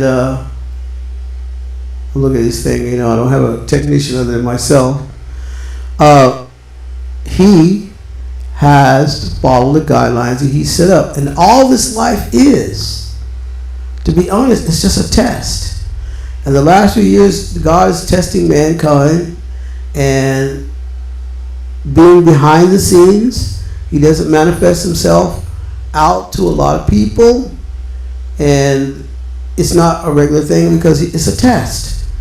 He wants to see who will believe in Him by faith.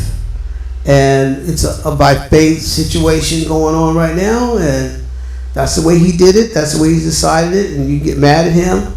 Everybody's always getting mad at God, and he's just trying to do His job. Why don't you let Him do His job?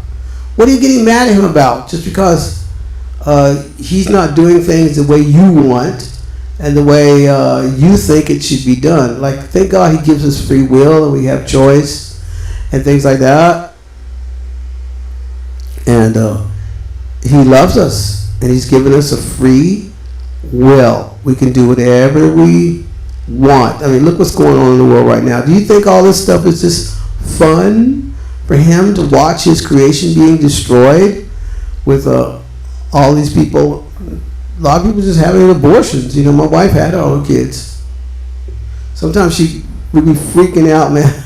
I didn't know in the world. I'm just being honest. Upfront guy with you. Look, I grew up in church. I had a religious background, and it was thought of, a family was looked upon as something great and good when I was a boy. And so when I became an adult, it was like I wanted to have a wife, and I wanted to have kids, and I wanted to have a family, and I wanted to become a father. Okay, I'm a father. I haven't changed.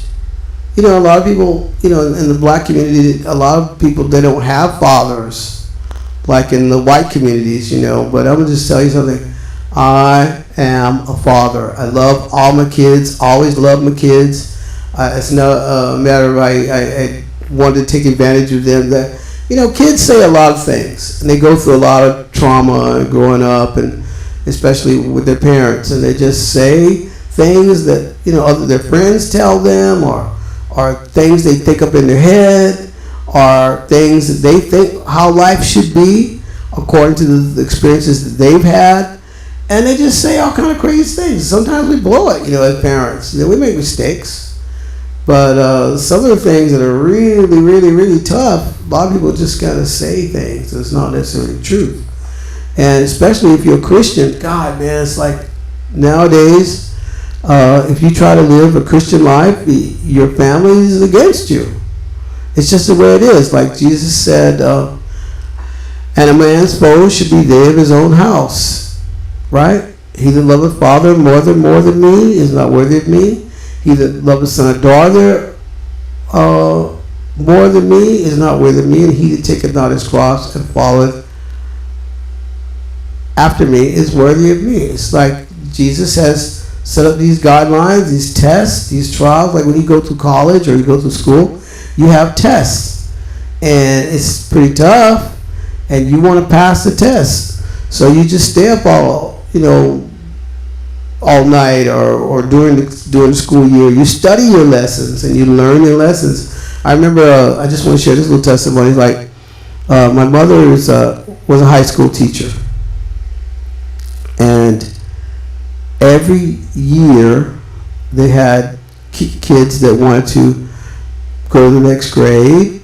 And in America, a lot of American schools, you had to get at least when I was a kid, you had to get a C and a C plus to pass your grade. If you got a D, you failed. You were a failing student. And my mother would teach these classes and give these kids tests every year and teach.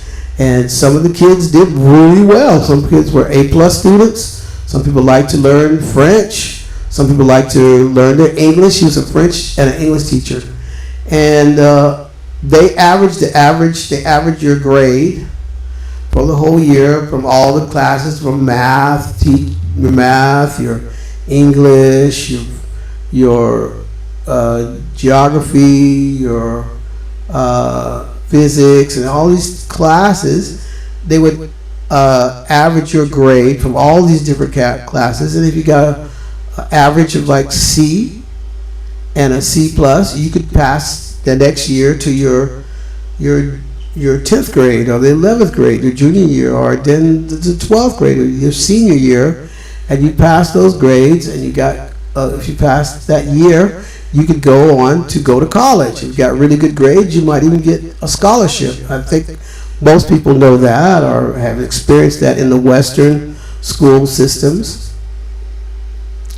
So some people would get a basically almost passing grade, and if a teacher was kind of liked you or wanted to help you, they would give you a better grade than you should really get, and through your particular grade, it would average with all the other classes that you would get a passing score, that you could pass to the next grade, like you could pass to the junior, or you could pass to the senior, or you pass to the 9th grade, or you could be in junior high and you go to the senior high. So every year, my mother would be bombarded by students who messed around all year and didn't get a good grade. I'm just sharing it with you. This actually happened to me, okay? I'm not making this up. I'm not trying to just try to tickle your ears and make you believe so that you can hear something that can make you believe in God. But anyway, the point was, every year, the kids would come. They would come to my mother's house after school. Some of the kids, or in the weekend, and beg my mother to give them a passing grade in her English or French classes, which would average out that they could pass the overall classes to pass to the next grade, or be able to get a good high school grade to go to college. And they'd be like, Miss Cagle, could you come, please? And could you give me a good grade in French, or could you give me a good grade in English so I could pass the overall test and get a good grade, right? And so they'd be there every year. She said, okay, well, look, if you do this, such and such, recite this poem, learn this poem really good, maybe I'll give you a passing grade. And sure enough, they break their butt the last couple of weeks of school and learn a particular poem. The poem that she would always give them was it was a Christian poem, believe it or not, and it would be about the end time. And I used to hear the kids come at the end of the year, every year, for as long as I could remember, and they quote a judgment poem. It was about Judgment Day, and I'd hear that every year from like maybe 20 kids. They'd all come to the house, and if they said that poem really good, then she would give them a passing grade. Just being honest to tell you that. So I heard this poem over and over and over again. It made me think about the spirit world and if I was saved. It was I can't remember the name of the poem, but it was about Judgment Day. And it was awesome to hear these kids say this thing. Some people would just come back and say it like, wow, really good. Some people would come back and say it by the skin of their teeth, and it was just amazing. And to hear this poem over and over again every year. By the end of the year, around June, that was when the school year ended, in South Carolina, in the schools I went to. And I tell you, man, those kids learned that poem, man. They'd come back and share it boldly and loudly, and then my mom would give them a passing grade, and they get average enough credits and good grades to go to their junior or their senior year in high school. And then eventually some of them with their senior year, they could even get a good enough grade to go to an average college. And I watched this year after year, and I heard about, the moon will return to blood, and the sun's gonna go out, and I hear that poem I can't remember the name of the poem right now. Maybe I'll just find out and share it with you one day. But that poem used to freak me out. Every year I would hear this poem, and it just made me seek God to find out if He's really real, and ask about the truth of the gospel. And it just turned me on to that, and that's the way it went for year after year after year. And I just want to share that with you, that God's really real. I'm gonna tell you again. Just like I didn't just learn this stuff yesterday. I've just 70 years of living. I kind of became self-aware right when I was 4 years old, and I just started realizing I'm me, and there's this thing out there called parents, and you have a thing out here called life, and and you could travel around and do things. I remember my first trip. That's when I really became self-aware, when I went up to New York with my 1 year with my grandmother on the train. I'll never forget that train trip. And from then on, that's kind of when my memory kind of jived in, and I started remembering things and events and circumstances and conditions and things like that, and so on and so forth. So all that to say, look, you appear here, you learn about living, you learn about life, and you learn how to make decisions. And everything turns into, you can decide to live a good life and have a fun life and be a good father or mother and have a family, or I don't know, maybe you grew up to be a bum, but at least you decided. Nobody forced you to be in the situation you're in. And I've heard so many things about, oh, it's your mom and dad. All psychologists, from what I've seen or heard or read, they always like, it's your mom and dad's fault. They always say that to people, and people walk around with their chip on their shoulder that it was their mom and dad's fault. I never had the privilege of seeing a lot about psychologists, and most black people didn't go to psychologists when I was a kid. It's like, you did something wrong, your mom and dad corrected you, or if you were an orphan, some people in orphanages. I never really went through that, so I can't speak on that very much. But I had a good mother and a father. I was adopted, but my mom loved me a lot, and my father really loved me a lot. I didn't know I was adopted till I was like 16, 17 years old. And, it was obvious that, I didn't come from my father. And my father was like a métis, white, he was like really bright, colored black person. And, my mom was like black woman, black American woman. And my father was like a light-skinned American black person. So, but as far as I was concerned, my dad really loved me. I don't think he ever hit me, maybe once or twice, or gave me a spanking. But my mom used to beat my butt all the time. She used to whip my butt, would grab a switch, I did things wrong, and she'd just go blah, blah, blah, blah, blah, blah, blah, and let me have it. But they were not abusive. I mean, they didn't like slug me, like, throw me against the wall and things like that. But they were kind, and they were very firm Christians and loving parents.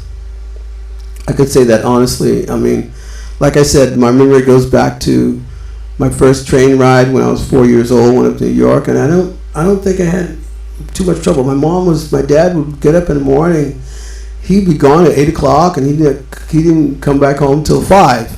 And he did it for years. He's like one of those, faithful worker people. He just go like from Monday through Friday, and he just put his whole heart into it. He worked as a what do you call it now? I don't know. He just bookbinder. That's what he was. There's a bookbinder. You know, he worked in a newspaper in my town, and he worked in that job as far as I can remember back. And he was a faithful worker, and he did his job, and he loved his wife, and he tried to take care of us as best he could. Although my mother was a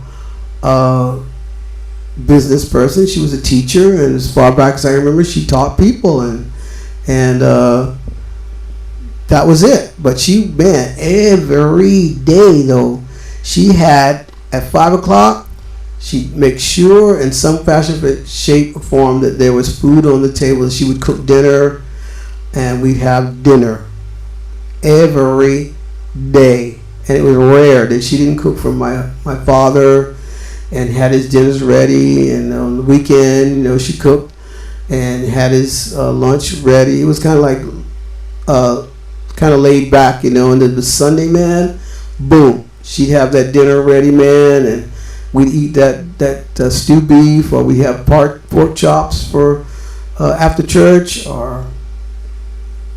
and she cooked.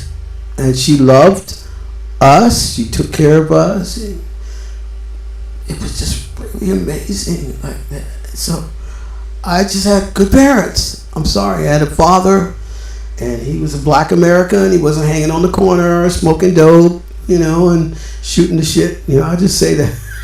You know, like a lot of African American, black Americans. Almost, I hate saying African. I mean, we're just black Americans, you know, and that's how it went for years. As all far as I know, he was faithful. They had to stop him from working. He worked till they just basically had to run him out of that Herald office, man. That job he worked at, and he knew about making papers and about how to print and things like that, you know. And like I said, my mother was a school teacher, and she was a high school teacher. She didn't teach elementary school, but high school.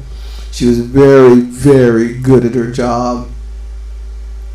And that's what I knew. That's all I knew from when I was a kid. So there is no excuse. There really isn't an excuse. Like, you know, like all this, you know, black, white crap that goes on nowadays, and, you know, the poor me and stuff like that. It's like my dad worked hard. He worked, and he got a paycheck every week, and my mom worked hard, and she got her paycheck once a month. And, you know, nobody in our family was like, oh, you know, I'm a black American and life is hard, and, you know, blah blah blah blah. But they just worked hard. And you know, all this the race card that people play nowadays just kind of freaks me out. But anyway, that's what happened to me. And I tried to follow that example with my family, the kids. I don't care what the kids say, or, you know, kids say a lot of things about their parents nowadays, but it's just the way it works out. So whether they liked whether I did this, or whether, you know, I ate grits and eggs, or whether, you know, I was strict. Sorry, you know, my parents were like, man, I never went anywhere unless I went with my cousin, or I went with people that my mother knew. And, you know, when I got my driver's license when I was 15, and mom and dad were like, okay, you know, you can drive the car, but you have to make sure that you drive safely. And, you know, I didn't drink when I was a kid. I didn't even drink wine, you know. It's like, you know, kids go, hey man, let's go to this club. You know, I used to go to a few clubs, you know, because I used to like to play my saxophone. I belonged to a band, you know. I was in the high school band, marching band, but I learned how to play the sax, and I played with like a little pop group that we made in my senior year of high school. But I didn't drink. I didn't like to drink. You know, I grew up a Christian. It's like, you know, you better not drink. You know, my grandfather, he didn't drink, you know, just Manischewitz wine. And the only drink that I got was at Christmas and a fruit cake.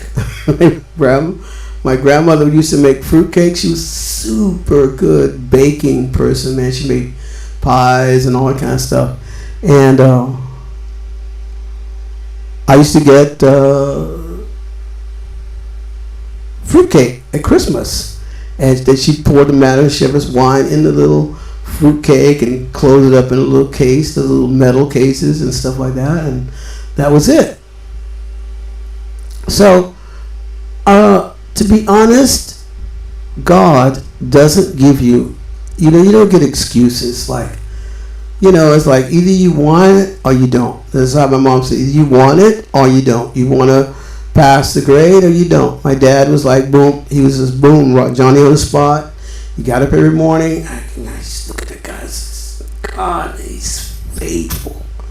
And he shave occasionally in the morning, and he got up and, man, he was right there, 8 o'clock, boom. I think I can count on my hand how many times he was late for work. He wasn't like I said, I didn't grow up around people who were just hanging on the corner and shooting crack and all that kind of stuff. I'm sorry, just, a lot of black people are like, oh, I had a rough life, we grew up, okay, we weren't perfect, a lot of my relatives and all of it, Friday, Saturday night, my mom and my dad and her brothers and stuff would just sit the bottle on the table, Friday evening after work, and that was it. Everybody shoot the fat and talk about crap and argue. It was pretty heavy. It was fun. It was family. Okay, we need to return to families. I mean, like I told you, I don't believe personally that we can make America great again. I really don't. I mean, we could live a better life, and we can kind of drop a lot of the evil we're into, but it's just time for America to like Rome and Greece, and everybody went through their starting times, everybody went through their heyday, and then everybody just went down and it just crashed. So I believe it's time for that to happen now for us, and it's just like, it doesn't matter whether Kamala Harris or Trump wins or nothing like that. It's just going down, and it's the end time, and that Jesus Christ has come back, and people need to snap out of it and just live a better life, and just realize that they're about ready to meet their maker, even if they, you might die in an accident or something like that. But all of us are getting ready to stand before God and give an account of our lives, and that's just the way it is. And I know it sounds tough, and I'm American, and I grew up that, and I went through the whole racial thing and the whole thing that people are going through, and I just kind of, when I was 18, I just kind of dropped out of that rat race and just became a missionary, and I spent the last 50 years of my life doing that.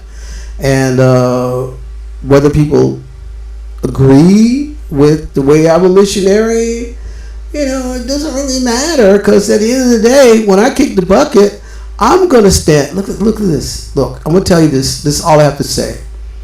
And some of you know what I'm talking about. Some of you don't. Look, at the end of the day, when I take my last breath, nothing is going to come between me and God. They're going to play my little life back. And it doesn't matter what I did as this kind of a missionary or that kind of missionary, or that was that kind of Christian or this. All that matters is, did I please Jesus? All I have to hear, I don't care about all this BS from people who don't like Christians, or they don't like the way I was a Christian, or the way you did this, or the way that happened, and the way this happened, and the way you were a father, and the way you train your kids, or the way you did this, or the way you did that. All I know, all I want to hear, and that's all I have to say, is that, the race thing, what I went through, and whether you like black people, or you like white people, or you like Asian people, or you don't. Look, I don't care. I don't care about all this stuff that people say and all these things that people are going through. I'm sorry that people got, were trafficked when they were kids, or there's war, or people got blown up and stuff like that.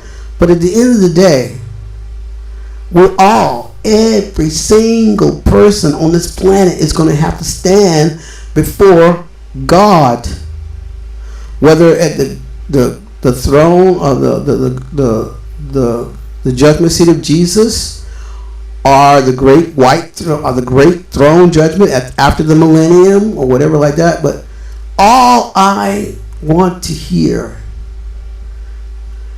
and I don't care what you say or who says or this say or who says what, all I know is, well done, thou good and faithful servant. Enter into the joy of thy Lord. That's all I want to hear. That's all I want to hear. That's all that matters. And so that's all that should be better with you. What are you doing with your? That's all I'm here to tell you. And that's what matters. And that's what counts. You know, it's like, Miss Cagle, you know, when you pass me, can I get a passing grade? I can't give you a passing grade. But you have to get your own grade. And you have to snap out of it. And if you don't believe in God and you did this and that in your life, that's all that matters. Remember, Lazarus and the rich man is not a myth or an allegory or some little story that you tell like that. This is an actual event that happened. Jesus told the story of these people. They died.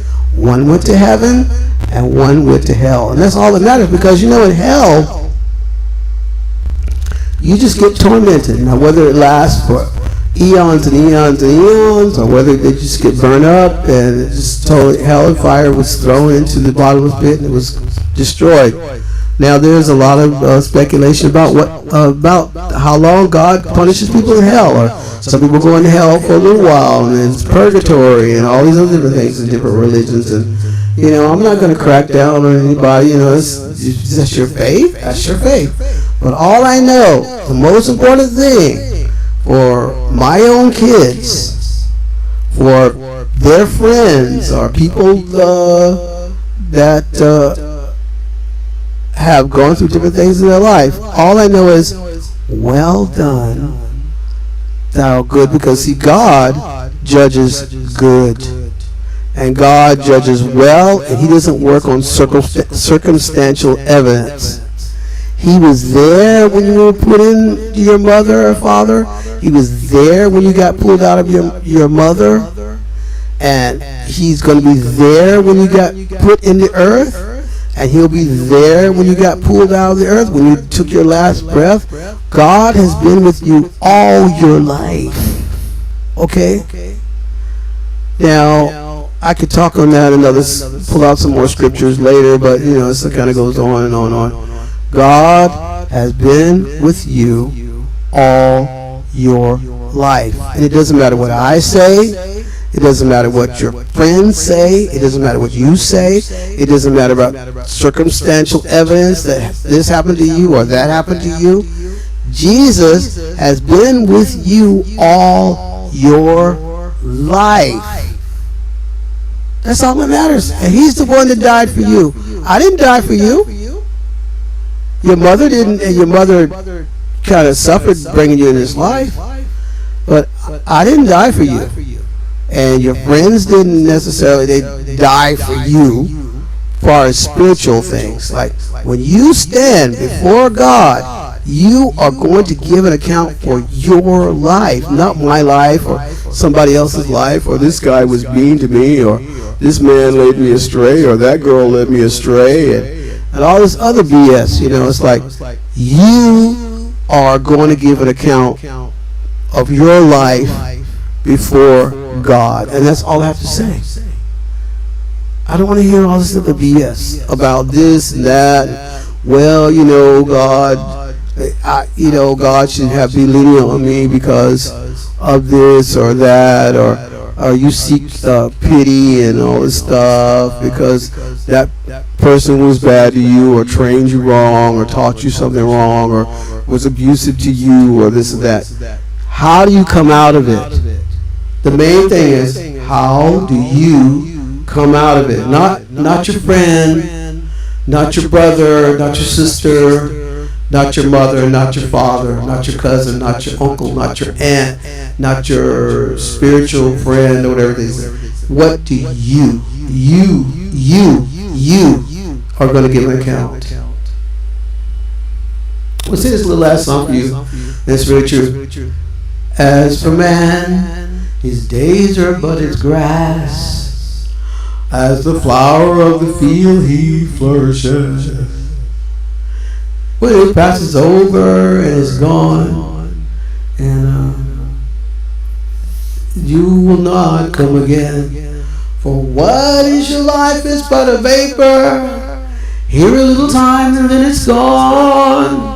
You got no guarantee of tomorrow. So, come on, let's go.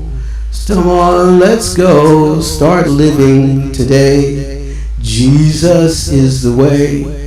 There's only one way. Look, guys, I'm going to share this last thing with you. I guess I call it off, shut it down. Like, look, Jesus said in John 14:6, it says, I am the way, the truth, and the life. No man cometh unto the Father but by me. And, you know,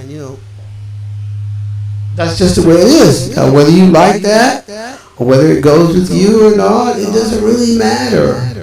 Nothing matters but what God's Word says. In the beginning was the Word, and the Word was God. All things were made by Him, and without Him was not anything made that was made. That's John 1:12. That's the first verse. All things were made by Him, and that's it. That's it. Everything was made by God. I don't want to hear all this BS about, maybe there's aliens out in space and the space aliens created us and the world was seeded from little aliens and all this other BS. You know, the Bible says God created the heavens and the earth. That's all that matters. Really. And whatever God's Word says, that's all that matters. Hey, just want to remind you, don't forget we're going on live every day now and spending more time. I can't work right now. I can't use my right hand, the left side of my body. When I fell off the roof, I kind of crushed it. So one of the main things I learned is that preach the gospel. So I'm just going to preach the gospel to you and tell you the truth. And what I'm saying is truth. And if you think it's not truth, well, don't be don't be put. There's a song. It's you. Not a kid, well, a young adult. You see the song. Tant pis pour toi. Tant pis pour toi. Je pars. It's like too bad for you. Too bad for you. That's what it means. I'm leaving. It's like, don't be, man. It doesn't matter. Who cares? Whatever God's Word says, that's what matters. You don't have to try to justify anything that happened to you or stuff that people did to you. It's like God is the judge. God is going to work it all out. God is going to put some fire on the people who did wrong. And every right shall be wronged. Every injustice will be justified. There's some people who've been killed by our judicial system that shouldn't have been, or judged wrongly or mistakenly and all this other stuff. So, but God, that's the thing I love about God. He is everywhere. He sees everything.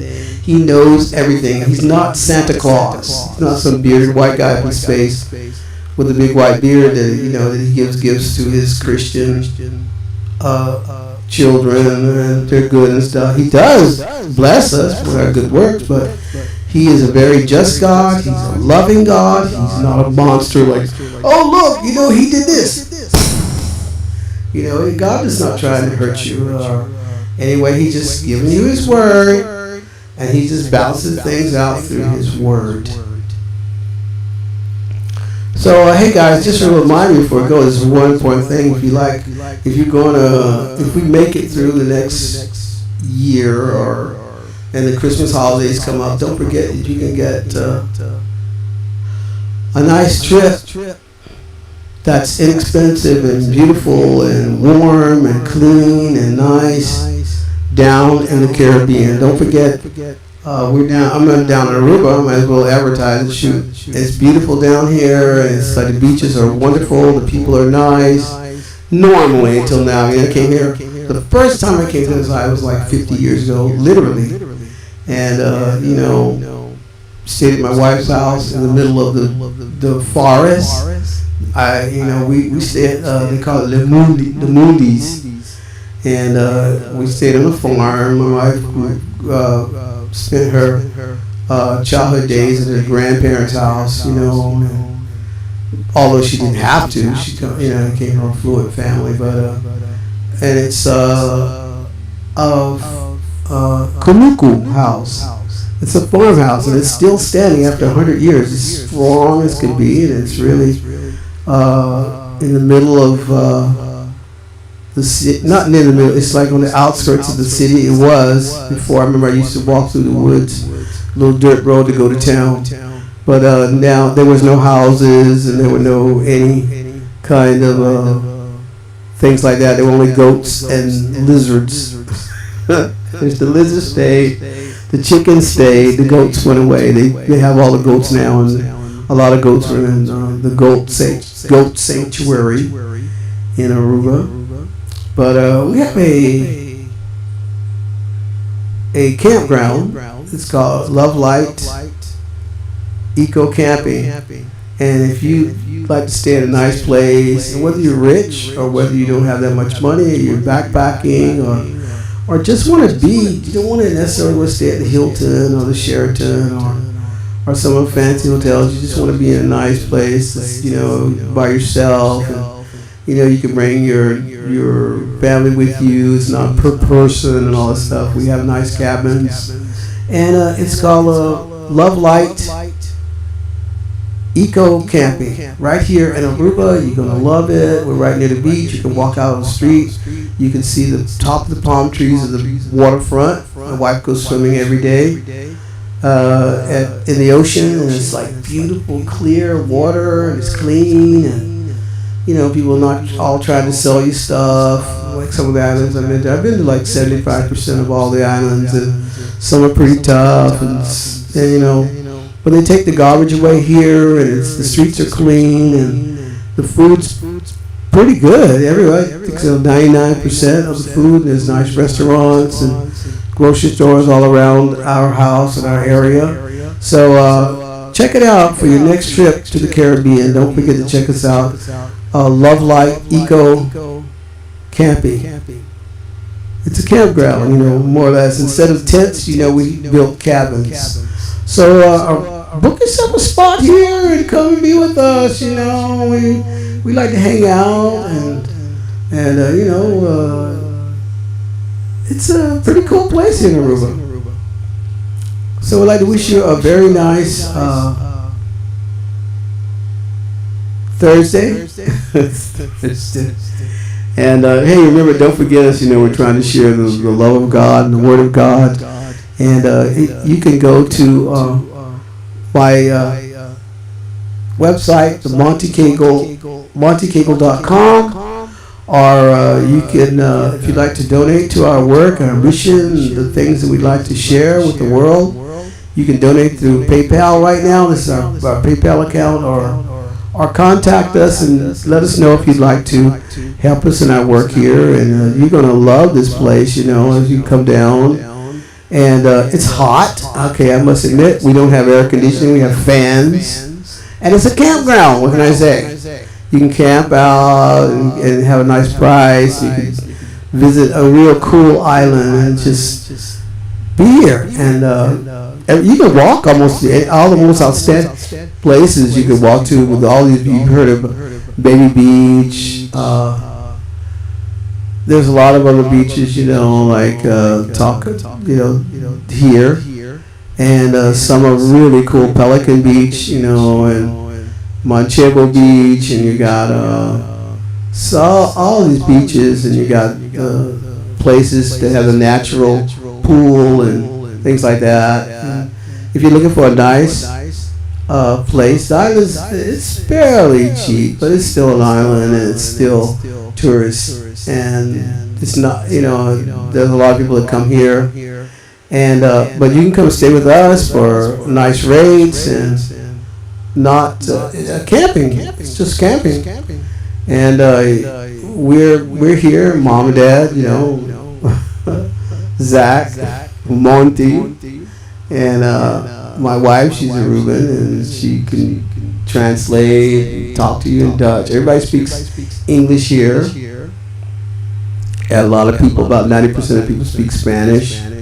Everybody speaks Spanish. Venezuela is just only like 10 kilometers from us. I could go out to the beach and see the drilling platforms off the coast of Venezuela, and it's like we're South America.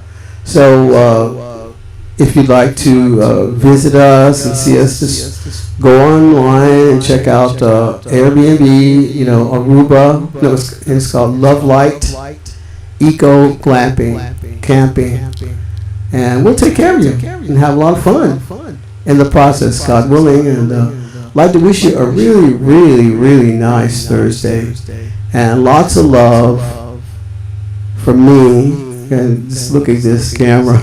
It's like I'm just doing this live stuff for the first time, and you're welcome to join in or make your posts and stuff. So I personally would like to ask that you don't curse when you make your little comments and stuff like that, but you can comment, and you're welcome to be a part of the show.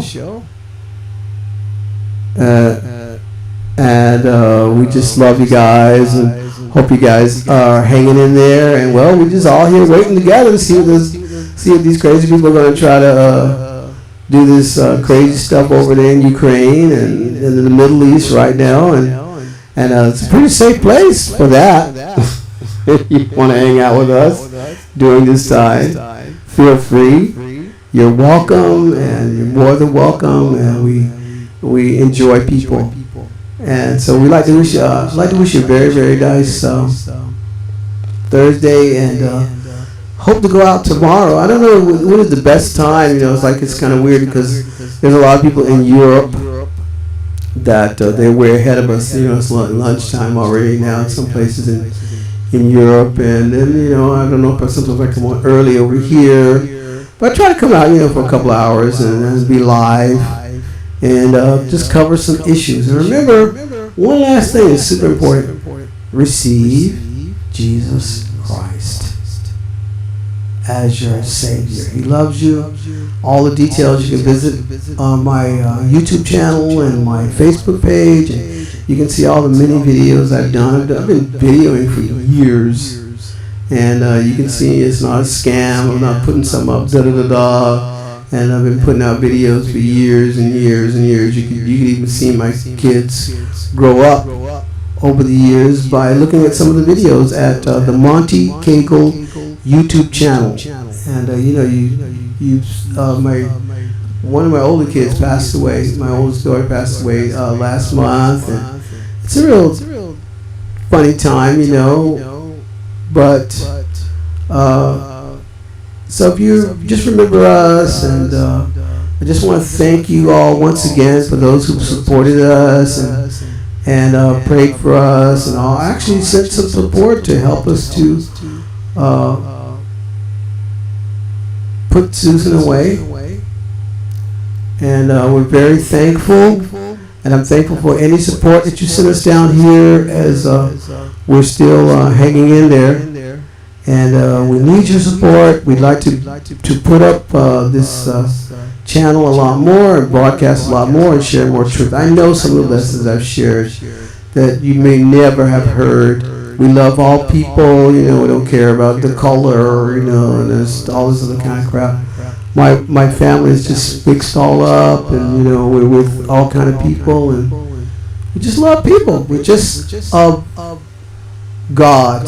God created us. We believe in the race, the human race. We don't want to promote the robots and stuff like that. We believe we're all one family and all one people. And we love you and appreciate all the prayers and all the good words going out to us this last month. You know, it just happened, about a month ago, a little over a month ago now. And we're just happy, we're just experiencing what everybody else is experiencing in life with their kids and their families. But one of the things that helps us is to know Jesus Christ. And we will always tell you that, we'll always promote that by the grace of God, to know Him, receive Him, and all the details. You can ask questions, you can write us, you can visit us at our Facebook page and our YouTube channels. Don't forget to subscribe. I need 1,000 subscribers. I really would like to have 1,000 subscribers. I've been posting videos for years, but I haven't lived for it. But I've just been putting things up, and you can follow along and go back and see all the videos that I've made of my family, of me individually, and a lot of the things that I like to say and preach and promote. It's like a little sharing the truth by the seat of my pants. So have a good Thursday, and I hope to see you real soon. And don't forget to help us out through PayPal. You can click on the link that I put up, and if you'd like to give something to our work, we really would appreciate it. So have a nice one, and I guess we'll finish up today. We'll be going out. We're going to try to go on Monday through Friday and go live. And I just kind of work on the time, what's the best time to go live.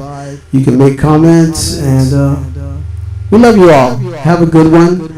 And don't forget to post comments, share the videos, watch my videos, and subscribe to my YouTube channel, the Monte Cagle YouTube channel. And I guess we're going to end the broadcast now. Have a nice one, and see you soon. And bye-bye. Bye-bye. Bye-bye.